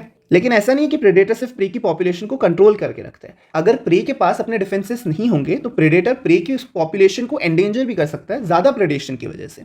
तो क्या है, हमारे पास कुछ डिफेंस मैकेनिज्म्स होते हैं, डिफेंस मैकेनिज्म्स ऑफ प्रे, ठीक है, डिफेंस मैकेनिज्म्स ऑफ प्रे। क्या क्या है ये डिफेंस मैकेनिज्म, सबसे पहला डिफेंस मैकेनिज्म है हमारा कैमोफ्लाज। कैमोफ्लाज मतलब जो सराउंडिंग एनवायरनमेंट है उसके साथ मिक्स हो जाना। तो जब वो सराउंडिंग एनवायरनमेंट के साथ मिक्स हो जाएगा तो प्रेडेटर उसे देख नहीं पाएगा, देखेगा नहीं तो पकड़ेगा नहीं। Seen in cases of insects and frogs, ठीक है, फ्रॉग्स एंड इंसेक्ट्स में कैमोफ्लाज दिखता है। दूसरा एक डिफेंस मैकेनिज्म है पॉइजनस या डिसटेस्टफुल। क्या होता है इसमें, इसमें ये होता है कि जो प्रे है या तो वो कोई पॉइजन प्रोड्यूस करता है या कुछ ऐसा केमिकल खा लेता है जिसकी वजह से वो डिसटेस्टफुल हो जाएगा प्रेडेटर के लिए। अब जब उसका टेस्ट अच्छा नहीं होगा या वो पॉइजनस होगा तो प्रेडेटर उसको खाएगा नहीं। एग्जाम्पल क्या है इसका, example is monarch butterfly. Question आ रखा है इससे, याद रखना, मोनार्क बटरफ्लाई। क्या करता है monarch butterfly? Basically monarch butterfly जब डेवलप हो रहा है कैटरपिलर स्टेज पे, at the stage of caterpillar, तो क्या होता है, ये कुछ ऐसे प्लांट्स खाता है जिसकी वजह से इसका टेस्ट खराब हो जाएगा, ठीक है। मतलब कैटरपिलर स्टेज में ही वो पॉइजनस वीड खा रहा है, पॉइजनस वीड खा रहा है। क्यों खा रहा है? ताकि जब ये बड़ा हो जाए, when it grows into adult, grows into adult, तो उस टाइम पे अगर कोई प्रेडेटर इसको खाने आए तो इसका टेस्ट खराब हो, डिसटेस्टफुल हो। अब डिसटेस्टफुल होगा तो जो उसका प्रेडेटर है bird, it will not eat, bird will not eat और प्रेडेट ऑन मोनार्क बटरफ्लाई, ठीक है। अब ये तो मैं इंसेक्ट्स की बात कर रहा था, ठीक है, इंसेक्ट्स एंड एनिमल्स। लेकिन सिर्फ इंसेक्ट्स और एनिमल्स तो प्रे नहीं होते, प्लांट भी प्रे होता है। और प्लांट का प्रेडेटर कौन होगा? हमारा हर्बीवोर्स, है ना। Herbivores are the predator, predator of plant, predator of plant. So plant को भी कुछ ऐसी डिफेंस मैकेनिज्म्स डेवलप करने पड़ेंगे, ठीक है। प्लांट के डिफेंस मैकेनिज्म्स में क्या आएगा हमारा? Morphological defences. मॉर्फोलॉजिकल डिफेंसेस क्या है? मॉर्फोलॉजिकल डिफेंसेस, प्लांट्स ने कुछ ऐसी मॉर्फोलॉजी डेवलप कर ली है जो कि उसका डिफेंस मैकेनिज्म एक्ट करेगा। एग्जाम्पल, हमारे पास थॉर्न्स प्रेजेंट होते हैं कैक्टस में, है ना। अब सपोज कैक्टस में थॉर्न प्रेजेंट नहीं होगा तो जो भी हमारा हर्बीवोर है आके वो कैक्टस को सीधा खा सकता है, लेकिन ऐसा नहीं होता, कैक्टस में थॉर्न्स प्रेजेंट होते हैं। सो थॉर्न्स के बहुत सारे फंक्शंस होते हैं, एक फंक्शन हमारा मॉर्फोलॉजिकल डिफेंस भी है प्लांट में, ठीक है। सो थॉर्न्स ऑफ कैक्टस एंड अकेजिया हमारा क्या है? मॉर्फोलॉजिकल डिफेंस है प्लांट का, ठीक है। वैसे ही केमिकल डिफेंस भी होता है, केमिकल डिफेंस। जैसा हमारा मोनार्क बटरफ्लाई ने क्या किया था, अपने आप को डिसटेस्टफुल बनाया था, है ना। वैसे ही प्लांट भी क्या करता है, कुछ केमिकल्स प्रोड्यूस करता है ऐसे जिसकी वजह से उसका डिफेंस हो जाए। एग्जाम्पल किसका दे रखा है हमारा? प्लांट इज कैलोट्रोपिस, कैलोट्रोपिस का एग्जाम्पल दे रखा है। क्या है डिफेंस मैकेनिज्म? वो एक केमिकल प्रोड्यूस करता है। क्या है नाम केमिकल का? कार्डियक ग्लाइकोसाइड्स, कार्डियक ग्लाइकोसाइड्स, ठीक है। अब कार्डियक ग्लाइकोसाइड जब प्रोड्यूस हो रहा है, ये कार्डियक ग्लाइकोसाइड क्या करेगा? कैटल को प्रिवेंट करेगा इसको खाने से, क्योंकि जब भी कोई कैटल खाएगा कार्डियक ग्लाइकोसाइड उस पर इफेक्ट डालेगा, तो कैटल को ये पसंद नहीं है। So this protects Calotropis, protects Calotropis from being eaten by cattles, ठीक है। तो ये है हमारा केमिकल डिफेंस प्लांट्स का। अच्छा, यहां पे एक टर्म है फाइटोफेगस, ठीक है। ये टर्म याद रखना, क्या होता है फाइटोफेगस। हमारे 25% of insects, 25% of insects are phytophagous. क्या है फाइटोफेगस? बेसिकली हमारे phytophagous insects they feed on plant sap, ठीक है, फीड ऑन प्लांट सैप। तो अगर फाइटोफेगस टर्म आएगा तो याद रखना, जो भी इंसेक्ट हमारे प्लांट सैप पे फीड कर रहे हैं या प्लांट के किसी और पार्ट को फीड कर रहे हैं उसको हम क्या बोलते हैं? फाइटोफेगस, ठीक है। सो ये है हमारा chemical defence and morphological defence of plant, और हमने डिफेंसेस ऑफ एनिमल भी डिस्कस कर लिया।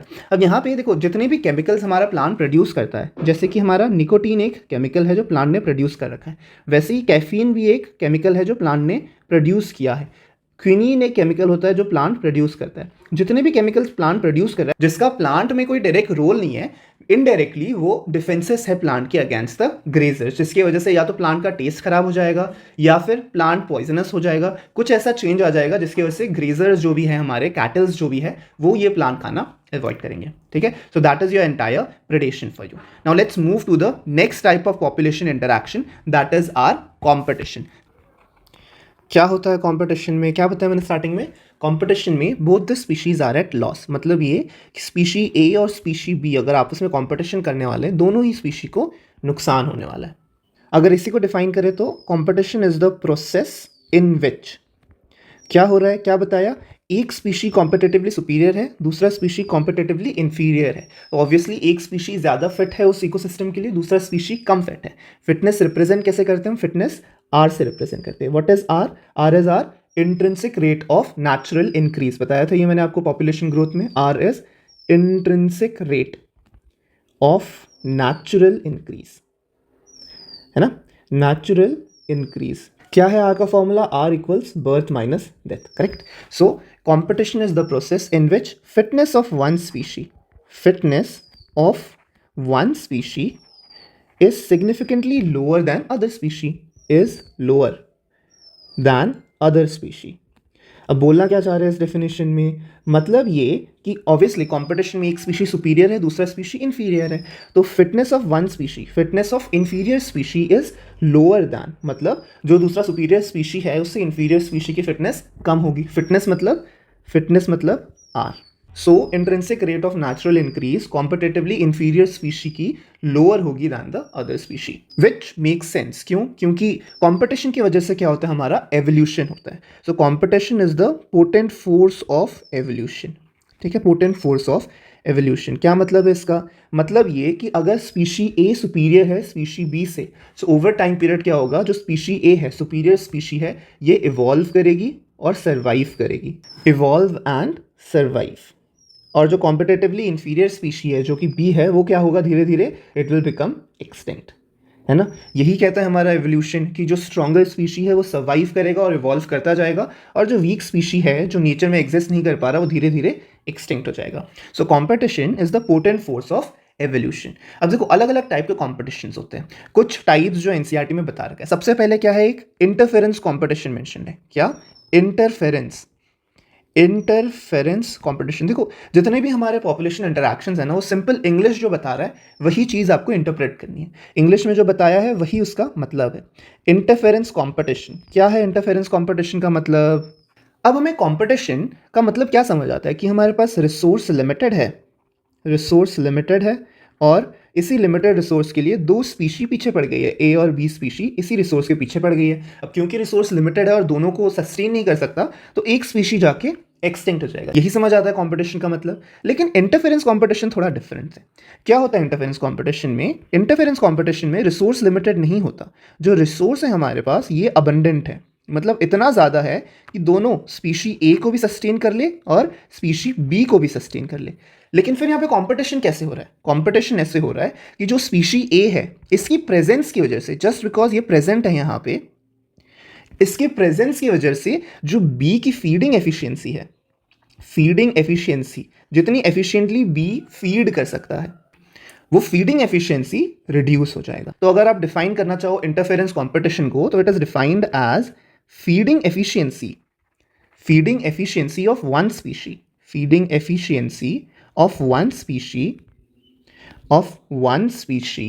is reduced। क्यों? क्योंकि दूसरा स्पीशी यहाँ पे प्रेजेंट है, due to interfering presence. What presence? Interfering presence. सिर्फ प्रेजेंट होना दूसरे स्पीशी का काफी नहीं है, उसको इंटरफेयर भी करना है ना। Due to interfering and inhibitory. Obviously interfere करके क्या कर रहा है, वो इनहिबिट ही कर रहा है। So due to interfering and inhibitory presence of other species. सो क्या हुआ यहाँ पे, फीडिंग एफिशिएंसी एक स्पीशी की रिड्यूस हो गई। क्यों? क्योंकि वहां पे बाकी स्पीशीज आ गई जो उसकी प्रेजेंस को इंटरफेयर और इनहिबिट कर रहे हैं। और मैंने क्या बताया, रिसोर्स अगर लिमिटेड भी हो तो भी ये टाइप का कंपटीशन होता है, even if we have abundant resource, even if resources are abundant, है ना। समझ आया ये? तो ये क्या है, एक इंटरफेरेंस कंपटीशन है। अब कुछ कंपटीशन के रिलेटेड एग्जांपल्स।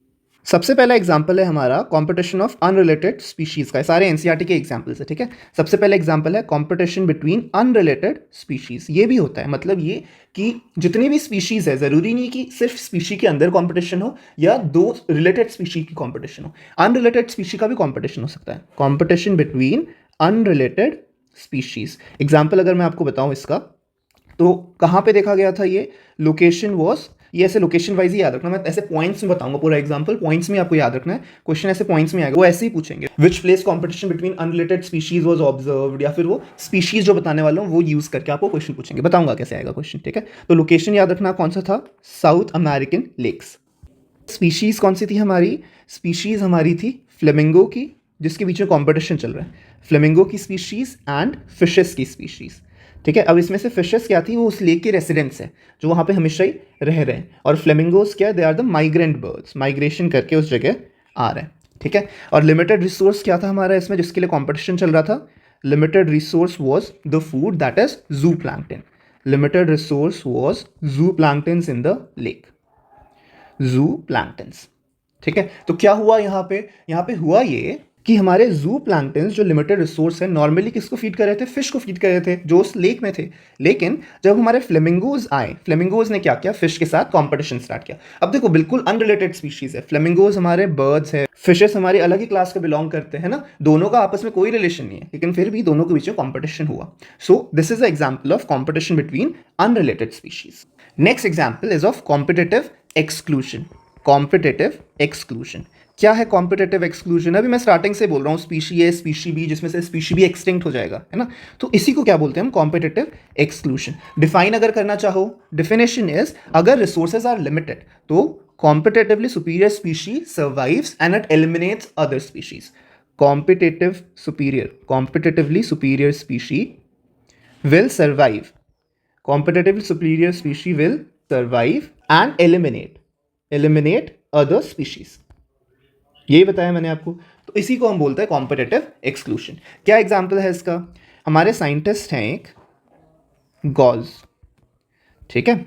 अब इन्होंने क्या देखा, इन्होंने गैलापागोस आइलैंड में, location was Galapagos island, Galapagos island, क्या देखा इन्होंने यहाँ पे? इन्होंने देखा कि एक स्पीशीज है गोट की, ठीक है। तो जब इस आइलैंड में गोट स्पीशी इंट्रोड्यूस की गई तो एक लोकल स्पीशी हमारी एक्सटिंक्ट हो गई। कौन सी स्पीशीज एक्सटिंक्ट हो गई हमारी? टॉर्टॉइस की। क्या नाम था टॉर्टॉइस का? अबिंगडन टॉर्टॉइस, अबिंगडन टॉर्टॉइस, ठीक है। सो हुआ क्या? हुआ ये कि आइलैंड में जो भी ग्रास था, ठीक है, दोनों टॉर्टॉइस भी और गोट भी उसी ग्रास को खा रहे थे, लेकिन गोट क्या है? Goat is superior, it is superior species for grazing. अब गोट जब ग्रेजिंग बेटर करता है टॉर्टॉइस से ऑब्वियसली, तो टॉर्टॉइस को ग्रास नहीं मिलेगा, टॉर्टॉइस को ग्रास नहीं मिलेगा तो tortoise will become extinct. So this was the extinct species, ठीक है। अब नॉर्मली ऐसा नहीं हुआ था, गोट को इंट्रोड्यूस किया गया था इस एक्सपेरिमेंट के लिए, ठीक है। सो जब गोट को इंट्रोड्यूस किया गया तो उन्होंने देखा कि टॉर्टॉइस एक्सटिंक्ट हो गया। So that was your example of competitive exclusion. Third example is of competitive release. Competitive release क्या है? कॉम्पिटिटिव रिलीज, अब देखो जब मैंने प्रेडेशन बताया था आपको, प्रेडेशन के टाइम में मैंने क्या बताया था कि अगर एक इकोसिस्टम में आप प्रेडेटर को हटा दोते हो तो प्रे का क्या होता है? एक्सपोनेंशियल इंक्रीज होता है पॉपुलेशन में, जिसकी वजह से पूरा इकोसिस्टम डिस्ट्रॉय हो सकता है, यही बताया था। अब कंपटीशन में क्या हो रहा है? कंपटीशन में दो स्पीशीज है ए और बी, अगेन स्पीशी ए सुपीरियर है, स्पीशी बी इंफीरियर है। जो सुपीरियर स्पीशी है वो इंफीरियर स्पीशी की पॉपुलेशन को चेक में रख रही है, क्योंकि इंफीरियर स्पीशी कंपटीशन कर रहा है, इसीलिए वो एक्सपोनेंशियली ग्रो नहीं कर पा रहा। अगर किसी वजह से हम ये सुपीरियर स्पीशी यहाँ से हटा दे, अगर हम सुपीरियर स्पीशी हटा दे तो इंफीरियर स्पीशी पे अब कोई लिमिटेशन नहीं है, उसको कोई भी चेक नहीं कर रहा, तो इंफीरियर स्पीशी की population would be exponentially rising, there will be increase in the population of inferior species. तो वही चीज है कॉम्पिटिटिव रिलीज, मतलब ये कि स्पीशी बी अब कॉम्पिटिशन से रिलीज हो गया, कॉम्पिटिशन से आजाद हो गया, और जब कॉम्पिटिशन से आजाद हो गया तो अपना पॉपुलेशन वो फ्रीली इंक्रीज कर सकता है, ठीक है। That is what is competitive release. अगर आप डिफाइन करना चाहो तो species whose distribution is limited to a small geographical area, मतलब ये कि एक स्पीशी है जिसकी पॉपुलेशन और डिस्ट्रीब्यूशन एक छोटे से जोग्राफिकल एरिया में लिमिटेड है। क्यों लिमिटेड है? Because of presence of its competition. अब क्या होगा? प्रेजेंस ऑफ कंपटीशन की वजह से उसका डिस्ट्रीब्यूशन लिमिटेड हो गया। अब हम इस कंपटीशन को हटा देंगे, ठीक है। So basically when the competition is removed, it expands its distribution. कब बताया मैंने? जब आप कंपटीशन को हटा दोगे। So it expands its distribution when competing species are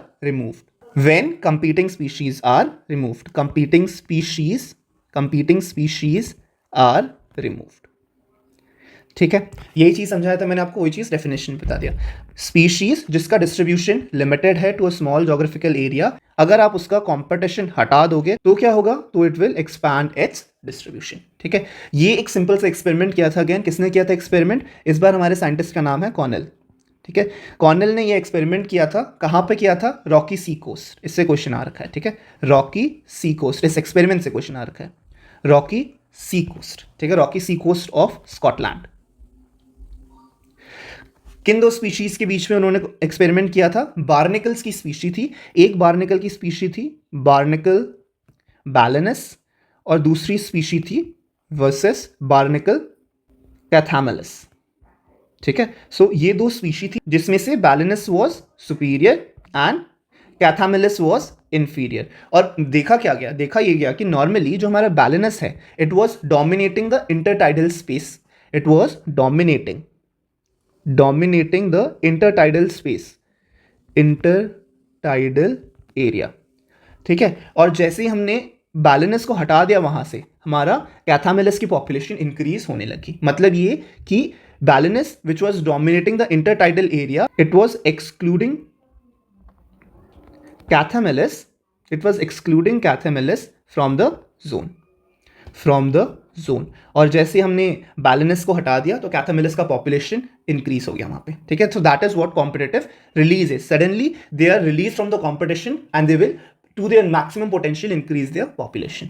अब मैंने आपको कॉम्पिटिटिव एक्सक्लूजन से जस्ट पहले पढ़ाया था, तो कॉम्पिटिटिव एक्सक्लूजन के ऊपर ही एक प्रिंसिपल भी बनाया गया जिसको हमने बोला competitive exclusion principle. Competitive exclusion principle क्या कहता है ये कॉम्पिटिटिव एक्सक्लूजन प्रिंसिपल? अच्छा, कॉम्पिटिटिव एक्सक्लूजन का एक्सपेरिमेंट किसने किया था? हमारे साइंटिस्ट गॉस ने। तो बस उन्होंने ये प्रिंसिपल भी दिया है, कॉम्पिटिटिव एक्सक्लूजन प्रिंसिपल। तो क्या कहता है कॉम्पिटिटिव एक्सक्लूजन प्रिंसिपल? जो कॉम्पिटिटिव एक्सक्लूजन में बताया था उसी चीज को डिफाइन किया है कॉम्पिटिटिव एक्सक्लूजन प्रिंसिपल ने। मतलब क्या बताया था? दो स्पीशी ए और बी कंपीट करेंगे फॉर अ लिमिटेड रिसोर्स, तो एक स्पीशी दूसरे स्पीशी को एक्सटेंड करा देगी। वही चीज इंग्लिश में डेफिनेशन में इन्होंने बता दिया और उसको टर्म दे दिया कॉम्पिटिटिव एक्सक्लूजन प्रिंसिपल। क्या है डेफिनेशन फिर? टू क्लोजली रिलेटेड स्पीशीज, दो स्पीशीज है ए एंड बी, है ना, who are competing for the same resource, competing for same resource cannot coexist indefinitely. Same resource cannot coexist indefinitely. coexist मतलब आपस में मिलके रहना। तो ये बोल रहे हैं कि अगर दो स्पीशी है जो कंपीट कर रहे हैं for the same resource, they can not coexist together for indefinitely. Indefinitely मतलब बहुत लंबे टाइम तक दोनों आपस में को एग्जिस्ट नहीं कर सकते। क्या होगा? Competitively inferior species, competitively inferior species will eventually be eliminated। यही बताया था, competitively inferior species will be eliminated। ठीक है, सो जो आपको कॉम्पिटिटिव एक्सक्लूजन बताया विद एग्जांपल उसी का डेफिनेशन है ये। ठीक है, और कुछ नहीं है। दो क्लोजली रिलेटेड स्पीशी कंपीट करेंगे सेम रिसोर्स के लिए और आपस में वो इनडेफिनेटली एग्जिस्ट नहीं कर सकते, तो इंफीरियर स्पीशी एलिमिनेट हो जाएगा। ठीक है, एक्सेप्शन है इसका, ऑब्वियसली बायोलॉजी में हर जगह एक्सेप्शन होता है। तो what is the exception? Exception is coexistence. ठीक है, सो इनिशियली ये समझा गया था कि जो गॉस ने प्रिंसिपल दिया कॉम्पिटिटिव एक्सक्लूजन प्रिंसिपल, तो कोई भी कॉम्पीटिंग स्पीशी होगा तो एक टाइम में जाके हमारा क्लोज रिलेटेड स्पीशीज में एक टाइम में जाके एक स्पीशी एलिमिनेट हो जाएगा, दूसरा स्पीशी जो सुपीरियर सर्वाइव करेगा। लेकिन बाद में ऑब्जर्व किया गया कि हमेशा ऐसा नहीं होता। There are some cases of coexistence as well, जहां पे क्लोजली रिलेटेड स्पीशीज जिनको सेम रिसोर्स चाहिए और रिसोर्स लिमिटेड भी है, वो भी आपस में कोएग्जिस्ट कर रहे हैं। तो ये कोएग्जिस्टेंस होता क्या है? एक मैकेनिज्म है कोएग्जिस्टेंस का जिसको हम बोलते हैं रिसोर्स पार्टीशनिंग। क्या बोलते हैं? Resource partitioning. Again simple English है। क्या होता है रिसोर्स पार्टीशनिंग? मतलब आप रिसोर्स को ऐसे पार्टीशन करोगे कि कंपटीशन की हमें जरूरत ही ना पड़े। Resource partitioning. ठीक है, क्या बताया रिसोर्स पार्टीशनिंग में? मैंने बोला रिसोर्स को पार्टीशन करेंगे। सो रिसोर्स को पार्टीशन करने के लिए जो स्पीशीज है वो ऑब्वियसली उनको क्या करना है? कंपीट करना है ना। So if there are two species, if two species they compete, two species compete for same resource, however competition में क्या हो रहा है कि वो एक दूसरे को हार्म कर रहे हैं। यहां पे क्या होगा कि ये competition अवॉइड करना चाह रहे हैं। so if two species compete for same resource they could avoid competition। ठीक है, they could avoid competition by choosing different foraging pattern, by choosing, ये एनसीईआरटी का वर्ड टू वर्ड डेफिनेशन है। ठीक है, by choosing different foraging pattern, different foraging pattern or different times of feeding, different times of feeding। क्या बोल रहा है ये डेफिनेशन? ये डेफिनेशन बोल रहा है कि दो स्पीशी है जो नॉर्मली क्या करेंगे? कंपीट करेंगे for the same resource. However ये कंपटीशन अवॉइड कर सकते हैं अगर किसी तरीके से इन्होंने अपना फोरेजिंग पैटर्न, फोरेजिंग मतलब खाना खाने का पैटर्न चेंज कर लिया या खाना खाने का टाइम चेंज कर लिया। तो क्या होगा कि इस केस में कंपटीशन अवॉइड हो जाएगा। भले ही रिसोर्स लिमिटेड है लेकिन कंपटीशन अवॉइड हो जाएगा। एग्जाम्पल जो दे रखा है हमारे साइंटिस्ट मैकर्थर ने एक्सपेरिमेंट किया था ये experiment is on 5 related species, 5 related species of warblers.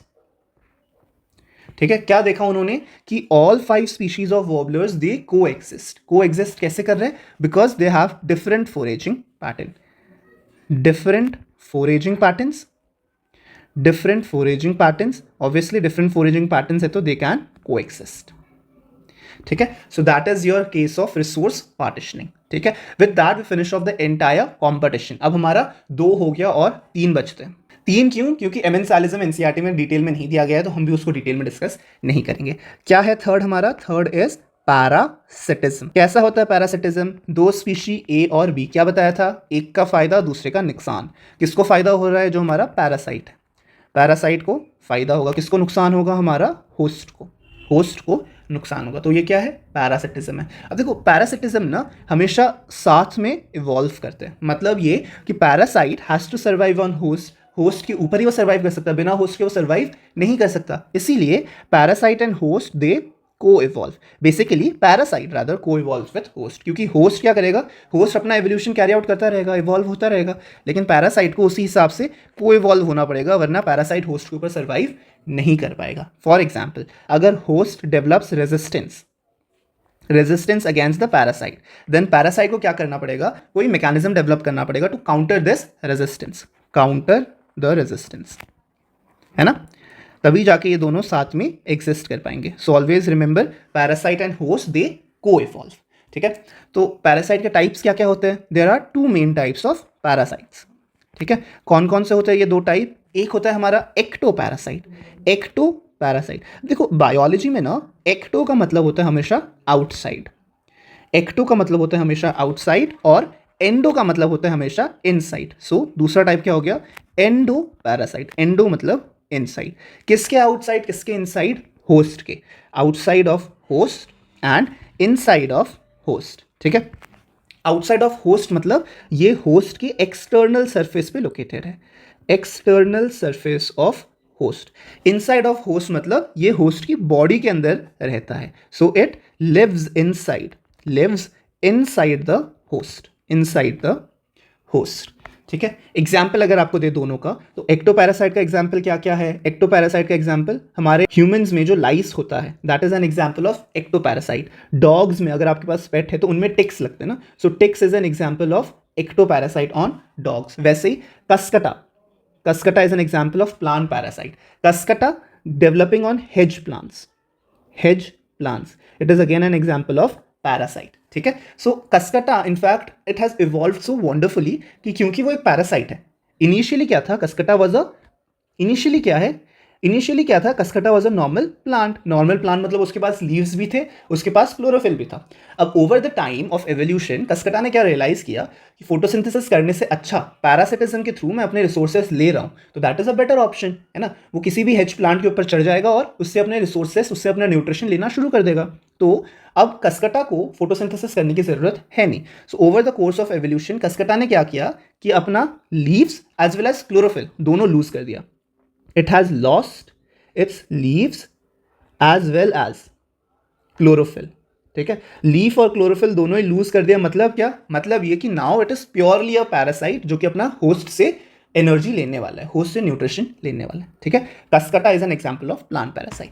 Now endoparasite के एग्जाम्पल्स अगर मैं आपको दूं, सो ह्यूमन में मलेरिया कौन कॉज करता है? हमारा प्लाज्मोडियम. तो Plasmodium is an example of endoparasite. Endoparasite होता है, इनका लाइफ साइकिल थोड़ा सा कॉम्प्लेक्स होता है क्योंकि वो होस्ट के अंदर जाके रह रहे हैं, तो ऑब्वियसली होस्ट के अंदर भी इनका लाइफ साइकिल का एक फेज आता है. ठीक है, सो याद रखना all the endoparasites have complex life cycle, they have complex life cycle.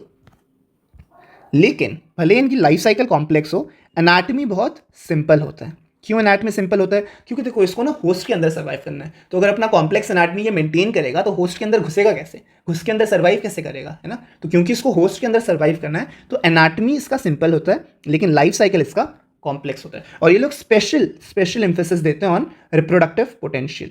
ठीक है, रिप्रोडक्टिव पोटेंशियल में स्पेशल एम्फेसिस देते हैं ताकि रिप्रोडक्शन से अपना नंबर जल्दी से जल्दी होस्ट के अंदर इंक्रीज करे. सो दे पे एम्फेसिस ऑन रिप्रोडक्टिव पोटेंशियल.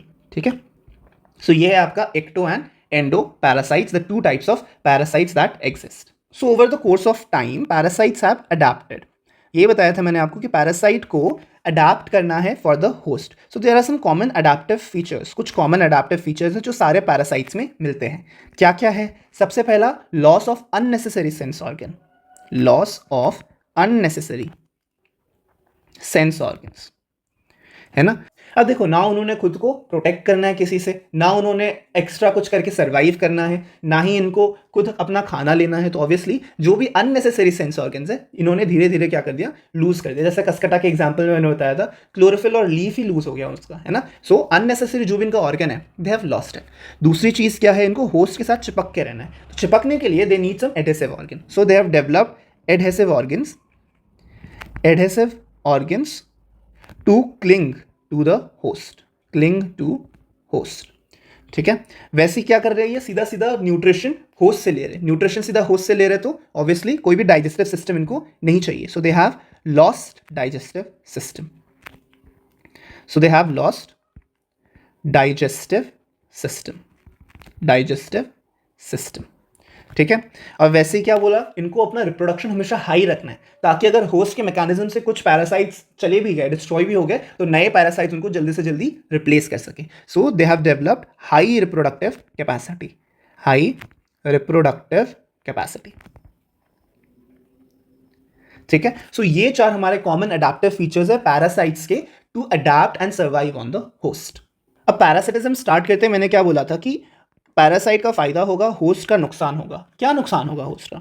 सो सबसे पहले इट रिड्यूसेस होस्ट के survival chances, it reduces survival of host. Obviously देखो, होस्ट जितना भी कुछ बना रहा है, न्यूट्रिशन बना रहा है, वो अपने लिए बना रहा है। तो अगर वो न्यूट्रिशन पैरासाइट आके चुराने लग जाएगा तो होस्ट के सर्वाइवल के चांसेस ऑब्वियसली कम हो जाएंगे।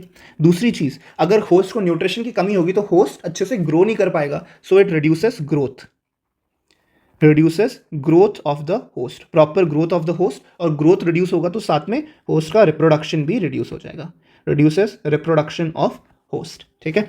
अब जब ये सारी चीज़ें अफेक्ट हो रही है तो ऑब्वियसली ओवरऑल क्या होगा, जो होस्ट की पॉपुलेशन है उस पर इफेक्ट आएगा। होस्ट अगर अच्छे से इफेक्टिवली रिप्रोड्यूस नहीं करेगा तो नए ऑफस्प्रिंग्स नहीं आएंगे। So overall population density of host will reduce, reduces population density, population density is also reduced, ठीक है। और देखो, रिड्यूस सर्वाइवल का मतलब क्या था कि it is not prepared for any emergencies. तो इमरजेंसीज ऐसे ही क्या होता है, प्रेडेशन एक इमरजेंसी है। सो अगर कोई प्रेडेटर आके उसको अटैक कर दे, सो सर्वाइवल के चांसेस प्रेडेटर से कम हो जाएंगे। सो host will become vulnerable, vulnerable मतलब बहुत ही ज्यादा एक्सपोज्ड है प्रेडेशन को, वल्नरेबल टू प्रेडेशन, ठीक है। सो ये सारे हमारे हार्मफुल इफेक्ट्स है किस पे, होस्ट के ऊपर। अब कई बार क्या होता है कि एक ही पैरासाइट मल्टीपल होस्ट ढूंढता है, क्योंकि उसका लाइफ साइकिल कॉम्प्लेक्स हो रखा है। और ये स्पेशली हमें दिखता है किसमें, एंडो पैरासाइट्स में। जैसे मैंने बताया, एक्टो पैरासाइट बहुत सिंपल सा लाइफ साइकिल रखते हैं अपना, लेकिन एंडो पैरासाइट अपना लाइफ साइकिल कॉम्प्लेक्स कर देते हैं। So endoparasites usually require multiple host, ठीक है, मल्टीपल होस्ट। तो ऐसा होगा कि होस्ट ए में लाइफ साइकिल का एक पार्ट हो रहा है, फिर होस्ट ए से उसको होस्ट बी में जाना है, होस्ट बी में जब वो जाएगा तो उसमें लाइफ साइकिल का दूसरा पार्ट हो रहा है। एग्जाम्पल, एंडोपैरासाइट का एग्जाम्पल क्या बताया था मैंने आपको, प्लाज्मोडियम बताया था, है ना। तो प्लाज्मोडियम के दो होस्ट क्या क्या है, प्लाज्मोडियम का जो प्राइमरी होस्ट है वो क्या है हमारा, ह्यूमंस है। दूसरा होस्ट क्या हमारा, मॉस्किटो है। तो प्लाज्मोडियम का लाइफ साइकिल मैंने एक्सप्लेन कर रखा है, ह्यूमन हेल्थ एंड डिजीजेज वाले वीडियो में जाके देखना, प्लाज्मोडियम का लाइफ साइकिल एक्सप्लेन कर रखा है। उसमें से कुछ पार्ट ह्यूमंस में होता है, कुछ पार्ट मॉस्किटोज में होता है। So basically asexual reproduction, asexual reproduction and production of gametes, production of gametes, ये कहाँ पे होता है हमारा, प्रोडक्शन ऑफ गैमीट्स, ये हमारा ह्यूमंस में होता है। और गैमीट्स का सेक्सुअल रिप्रोडक्शन, सेक्सुअल रिप्रोडक्शन कहाँ पे होता है, मॉस्किटो में होता है, ठीक है। सो दोनों रिप्रोडक्शन होना जरूरी है, एसेक्सुअल भी सेक्सुअली, तभी प्लाज्मोडियम का लाइफ साइकिल कंप्लीट होता है। और प्लाज्मोडियम को ये दोनों कैरी आउट करने के लिए दो होस्ट चाहिए, एक हमारा है ह्यूमंस, दूसरा हमारा है मॉस्किटो। लेकिन क्योंकि मॉस्किटो होस्ट होने के साथ साथ इसका वेक्टर भी है, डिजीज भी ट्रांसमिट कर रहा है, इसलिए मॉस्किटो को हम वेक्टर बोलते हैं, ठीक है। Basically Plasmodium has one host and one vector, ठीक है। वैसे ही liver fluke, liver fluke, liver fluke के पास भी मल्टीपल होस्ट होते हैं। क्या, इसका ह्यूमन प्राइमरी होस्ट होता है, उसके अलावा snails and fish, snails and fish इसके इंटरमीडिएट होस्ट होते हैं, ठीक है। सो मल्टीपल होस्ट याद रखना किस में आता है, सिर्फ एंडोपैरासाइट में आता है, एक्टोपैरासाइट में मल्टीपल होस्ट नहीं होते, ठीक है। उसके बाद पैरासिटिज्म में एक फाइनल टर्म है हमारा, ब्रूड पैरासिटिज्म। क्या होता है ब्रूड पैरासिटिज्म? देखो ब्रूड मतलब क्या है, ब्रूड मतलब नेस्ट, ठीक है। मतलब ये कि नॉर्मली क्या बताया कि एक पैरासाइट एक होस्ट के ऊपर सर्वाइव कर रहा है, होस्ट से वो न्यूट्रिशन ले रहा है। ब्रूड पैरासिटिज्म में थोड़ी अलग चीज होगी। क्या होगा कि हमारे पास दो बर्ड है, bird A and bird B. इसमें क्या है, बर्ड बी ने अपना नेस्ट बना रखा है और नेस्ट में कुछ एग्स लेकर रखे हैं। बर्ड ए क्या करेगा, ये अपना नेस्ट नहीं बनाएगा, it will not make its own nest. वो बर्ड बी के नेस्ट में जाएगा और वहीं पे अपने एग्स लेकर देगा, ठीक है। अब बर्ड बी को पता नहीं होगा कि ये एग्स उसके अपने हैं या किसी और के हैं, तो वो क्या करेगा, bird B will incubate both the eggs, ठीक है। B will incubate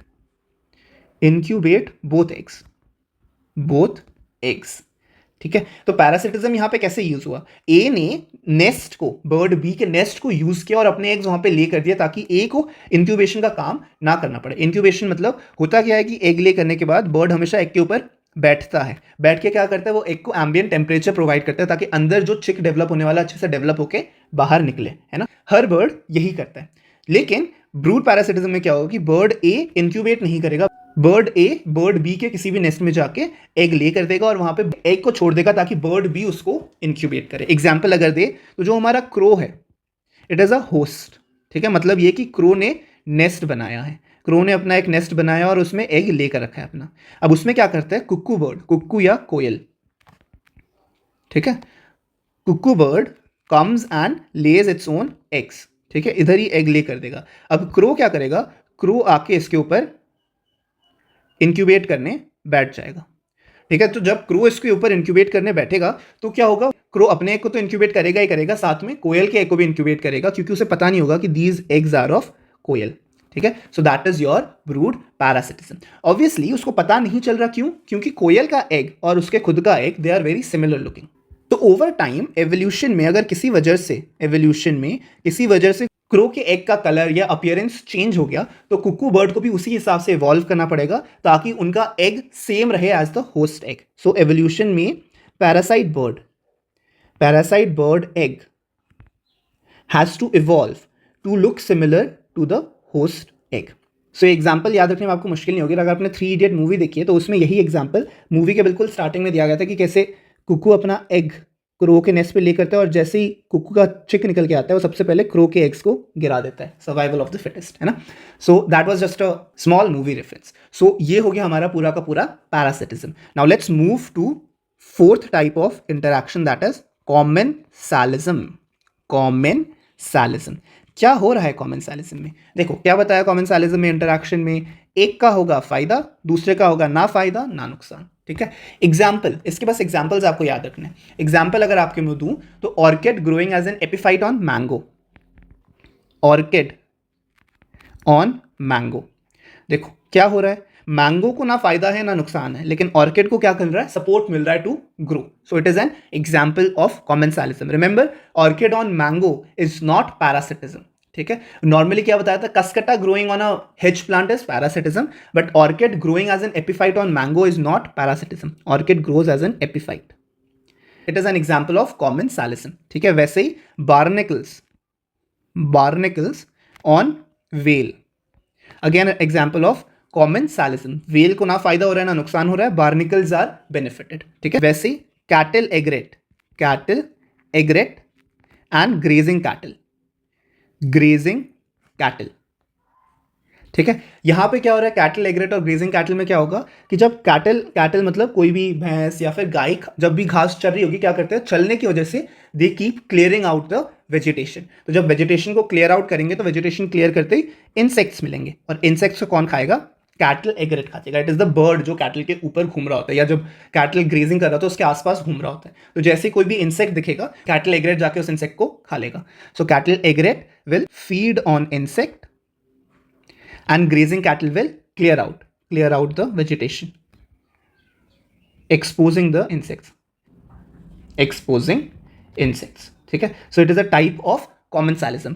grazing cattle का कोई फायदा नहीं हो रहा है इसमें, grazing cattle is at 0, लेकिन cattle एग्रेट का फायदा हो रहा है। रिमेंबर किस इंटरैक्शन की बात कर रहे हैं, मतलब ये कि अगर कैटल एग्रेट और ग्रेजिंग कैटल में cattle egret is feeding on the insects that are there on the grass में जो इंसेक्ट है उसको खा रहा है, तो it is a type of commensalism. लेकिन इस इंटरैक्शन में म्यूचुअलिज्म भी हो सकता है। म्यूचुअलिज्म कब होगा, देखो जब कैटल एग्रेट फीड्स ऑन इंसेक्ट्स या पैरासाइट्स ऑन कैटल, मतलब अगर कैटल पे कोई टिक बैठा हुआ है जो कैटल को इरिटेट कर रहा है, तो कैटल एग्रेट जाके उस टिक को भी खाता है, ठीक है। तो इस केस में क्या होगा, it will be what, it will B mutualism. Cattle एग्रेट को खाना मिल रहा है और जो हमारा कैटल होगा उसका क्या, टिक निकल जा रहा है, तो उसको इरिटेशन कम होगा, है ना। सो it is what, mutualism, both species benefited. लेकिन अगर कैटल एग्रेट हमारा इंसेक्ट फीड कर रहा है जो कि ग्रास में है, feeding on insect in grass, then it is what, it is commensalism, ठीक है। मतलब सेम दो ऑर्गेनिज्म है लेकिन कॉमेंसालिज्म, म्यूचुअलिज्म दोनों इंटरेक्शन आपको वहां पे दिखेगा, ठीक है। वैसे एक फाइनल एग्जांपल कॉमेंसालिज्म का is sea anemone and clown fish, ठीक है। तो सी एनेमोन के टिकल्स क्या करते हैं, they provide protection to clown fish, so clown fish is at benefit, लेकिन सी एनेमोन खुद को एज सच कोई बेनिफिट नहीं मिलता है, ठीक है। So that is your commensalism examples.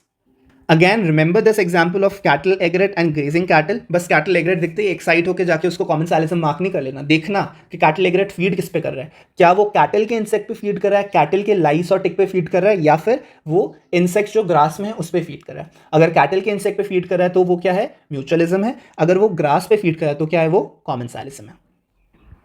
Now let's move to the final interaction that has been given in NCERT, that is our mutualism, ठीक है। सो म्यूचुअलिज्म में मैंने क्या बताया, म्यूचुअलिज्म में both species has to benefit, so there species A and species B both are benefiting, ठीक है, दोनों को प्लस प्लस हो गया। एग्जांपल्स अगर आपको दे, सबसे पहला क्या एग्जांपल है आपका, लाइकेन का, ठीक है। लाइकेन में मैंने क्या बताया था, फंगस और एल्गी, है ना। एल्गी फोटोसिंथेसिस करता है, फंगस उसको रहने की जगह देता है, सो फंगस प्लस एल्गी दोनों क्या कर रहे हैं, म्यूचुअलिज्म है, दोनों एक दूसरे का फायदा करा रहे हैं, ठीक है। वैसे ही क्या, माइकोराइजे, क्या होता है mycorrhizae, it is the association between fungus and root of a higher plant, root of a higher plant. तो root of a higher plant fungus को न्यूट्रिशन प्रोवाइड करेगा और फंगस क्या करेगा, आपका एटमॉस्फेरिक गैसेस को फिक्स करेगा ताकि प्लांट को वो गैसेस प्रोवाइड कर सके, है ना। So that is mycorrhizae. Another example is plant with a pollinator, ठीक है। पॉलिनेटर क्या करता है, प्लांट पॉलिनेशन कैरी आउट कराता है और पॉलिनेटर को इन रिटर्न प्लांट क्या देता है, some reward is given. Sexual production of plants में बताऊंगा कि पॉलिनेटर को हमेशा प्लांट कुछ रिवॉर्ड देता है। तो जब पॉलिनेटर पॉलिनेट करेगा प्लांट का फायदा है और पॉलिनेशन के बदले पॉलिनेटर को रिवॉर्ड जो मिलेगा वो पॉलिनेटर का फायदा है, बोथ आ रहा है बेनिफिट। वैसे ही प्लांट विथ सीड डिस्पेंसर, है ना, सीड डिस्पेंसर दोनों का फायदा हो रहा है। सीड डिस्पेंसर प्लांट के सीड्स को डिस्पेंस कर रहा है और इन रिटर्न सीड डिस्पेंसर को रिवॉर्ड मिल रहा है। So again both are at benefit, that is example of mutualism. अब हर एक इंटरैक्शन को प्रिजर्व करने के लिए हमने कोएवोल्यूशन देखा है, तो वैसे कुछ यहां पे भी होगा, there is coevolution of mutualists, coevolution of mutualists. Special case example है एक फिग और वैस्प स्पीशी का, कि जितनी भी फिग स्पीशीज होते हैं उसके पॉलिनेशन के लिए एक रिस्पेक्टिव वैस्प स्पीशी होती है, उस वैस्प के अलावा और कोई भी वैस्प या कोई भी इंसेक्ट उसको पॉलिनेट नहीं कर सकता। So fig species and its pollinator wasp, so अगर वैस्प में कोई एवोल्यूशन होगा, कोई चेंज होगा, तो फिग स्पीशी को भी उसी हिसाब से को इवॉल्व होना पड़ेगा ताकि वैस्प उसका पॉलिनेशन करता रहे। नॉर्मली कैसा इंटरैक्शन होता है, जो वैस्प है वो फिग स्पीशी में जाता है एग ले करने के लिए, लेइंग ऑफ एग मीन्स ओविपोजिशन, ठीक है। तो वो फिग स्पीशी फिग प्लांट को अच्छे से ढूंढता है कि उसने एग कहाँ पे ले करना है, ठीक है। ओविपोजिशन के लिए वो जाता है और फिग स्पीशी उसको ओविपोजिशन एग ले करने के लिए जगह भी दे देती है। उसके बाद एक बार ओविपोजिशन हो गया, एग ले हो गया, एग मैच्योर होने के बाद वैस्प का क्या, लार्वा निकलता है ना। अब जो वैस्प लार्वा है वो निकलते ही सबसे पहले सीड्स पे फीड करता है, जो फिग का सीड है उस पर फीड करेगा, ठीक है। तो फिग स्पीशी पॉलिनेटर वैस्प को दो चीजें दे रहा है, एक एग ले करने की जगह दे रहा है, दूसरा लार्वा को खाना भी दे रहा है, ठीक है। इन रिटर्न वैस्प क्या करने वाला है, जब वो एग ले करने के लिए जगह ढूंढ रहा होता है तो पोलेंस क्या करेंगे, वैस्प में जाके चिपक जाएंगे। तो जैसे वो वैस्प में चिपकेंगे तो पॉलिनेशन कैरी आउट हो जाएगा पोलेंस का, है ना। सो प्लांट का फायदा हो गया पॉलिनेशन के थ्रू, वैस्प का फायदा हो गया ओविपोजिशन और सीड फॉर लार्वे के थ्रू, है ना। सो दोनों केसेस में क्या, दोनों स्पीशी का फायदा हो गया, म्यूचुअलिज्म हो गया, दोनों को इवॉल्व हो रहे हैं, ठीक है। को एवोल्यूशन का एक बेनिफिट ये होता है कि जितने भी चीटर्स होते हैं उससे सेफ गार्ड हो जाता है। मतलब कि अगर कोई इंसेक्ट आ रहा है फॉर द रिवॉर्ड जो कि पॉलिनेटर्स को देना है, लेकिन वो पॉलिनेशन कैरी आउट नहीं कर रहा, तो वो इंसेक्ट क्या है, एक चीटर है। तो जब को एवोल्यूशन होगा, जैसे वास्प और फिग का को एवोल्यूशन हो रहा है, तो को एवोल्यूशन इंश्योर क्या करता है कि जो भी ऐसे चीटर्स है उनको कुछ ना मिले, जो पॉलिनेशन कैरी आउट कर रहे हैं, जो दो ऑर्गेनिज्म म्यूचुअलिज्म में इन्वॉल्व हो रहे हैं, सिर्फ उन्हीं को बेनिफिट मिले। ठीक है। So coevolution safeguards coevolution safeguards mutualism from cheaters. और ये ज़रूरी भी है, म्यूचुअलिज्म फ्रॉम चीटर्स। क्यों ज़रूरी है? क्योंकि अगर ऐसा कोई इंसेक्ट आके वास्प का जो रिवॉर्ड है वो ले जाएगा तो वास्प को रिवॉर्ड नहीं मिलेगा, वास्प को रिवॉर्ड नहीं मिलेगा तो वास्प पॉलिनेशन कैरी आउट नहीं कराएगा। इसीलिए safeguarding of mutualism is very very important. Coevolution of mutualist का दूसरा एग्जाम्पल है हमारा मेडिटेरेनियन ऑर्किड एंड बी के बीच में। मेडिटेरेनियन ऑर्किड ने एक नया मेथड निकाला है फॉर पॉलिनेशन। क्या करता है? Mediterranean orchid resembles female bee. तो जब फीमेल बी को वो रिजेंबल करता है तो जो भी मेल बी है वो आता है, क्योंकि वो फीमेल बी जैसा लगता है उसको, it will pseudocopulate with the flower. Pseudocopulates with the flower.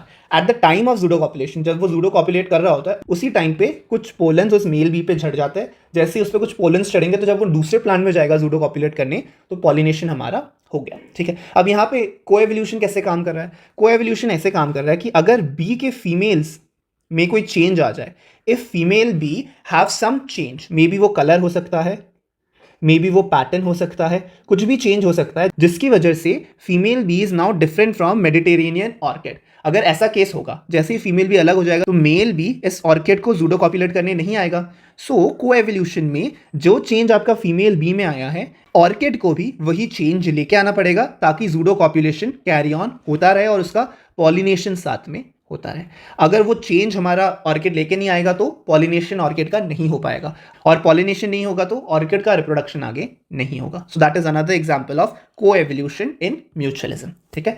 So that is the entire chapter for you. अब पॉपुलेशन इंटरैक्शन से पहले एक छोटा सा टॉपिक मैंने स्किप कर दिया था, वो टॉपिक कंप्लीट हो जाएगा तो आपका पूरा चैप्टर कंप्लीट हो जाएगा। That is life history variations. What is it saying?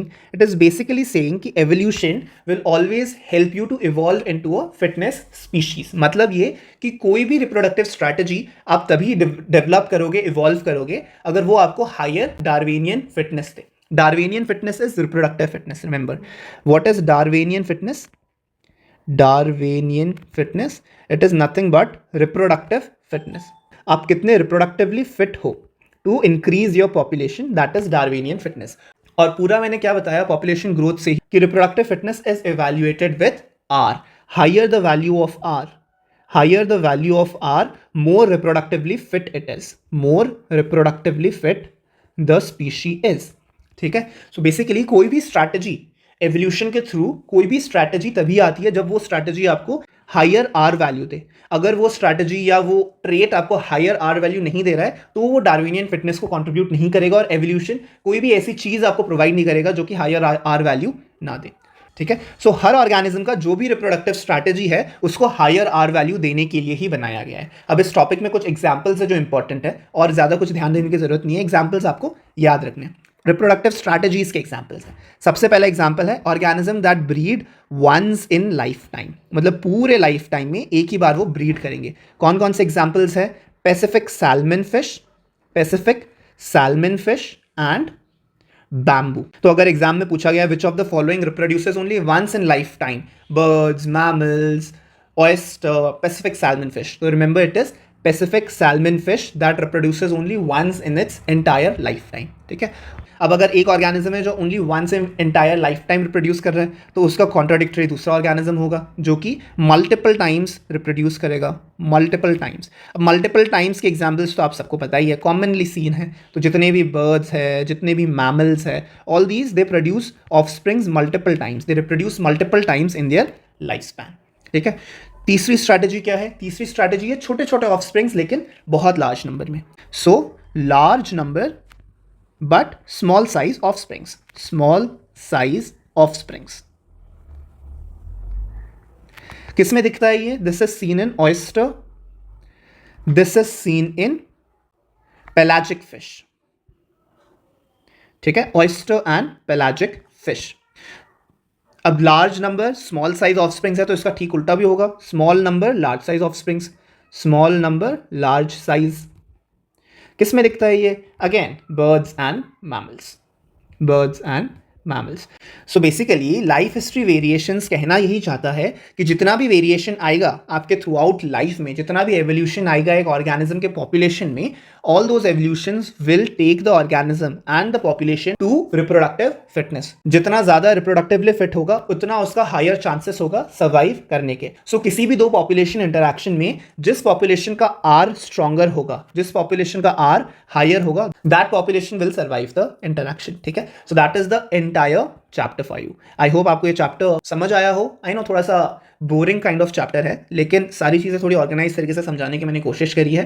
सारे के सारे कॉन्सेप्ट्स एनसीईआरटी में जो भी मेंशन है वो आपको बताया है मैंने, और हैंड रिटन नोट्स में ऐसी कंसेप्चुअल तरीके से मैंने सारी चीज़ें बताई है। तो जाके एक बार वो हैंड रिटन नोट पढ़िएगा, वहाँ पे जो भी चीज़ें बताई है उसको समझिएगा, तो आपको एनसीईआरटी याद करने में और रिकॉल करने में आसानी होगा। पूरे चैप्टर में examples are the most important, जिससे क्वेश्चंस आते रहते हैं। ठीक है, इंपॉर्टेंट चैप्टर है, इससे हर साल कोई ना कोई सवाल आएगा ही आएगा, चाहे वो टाइप ऑफ एज पिरामिड पे हो, चाहे वो डिफरेंट पॉपुलेशन एट्रीब्यूट्स पे हो, पॉपुलेशन ग्रोथ पे हो, जिस पे भी हो क्वेश्चन आते ही आते हैं। तो जाके ये चैप्टर अच्छे से पढ़िए, फिर से हैंड रिटन नोट से भी पढ़िए, और वीडियो समझ नहीं आया तो एक बार वीडियो फिर से देखिए। अगर उसके बाद भी कोई डाउट रहता है तो नीचे कमेंट सेक्शन में अपने डाउट्स बताइएगा। I will try my best to clear it out for you guys. So that would be all in this video guys. ये वीडियो हेल्पफुल लगा तो उसे शेयर जरूर कीजिएगा, और अगर आप लोग यहाँ पे नए हैं तो जाके हमारे चैनल को जरूर सब्सक्राइब कीजिए। Thank you guys for watching, bye bye.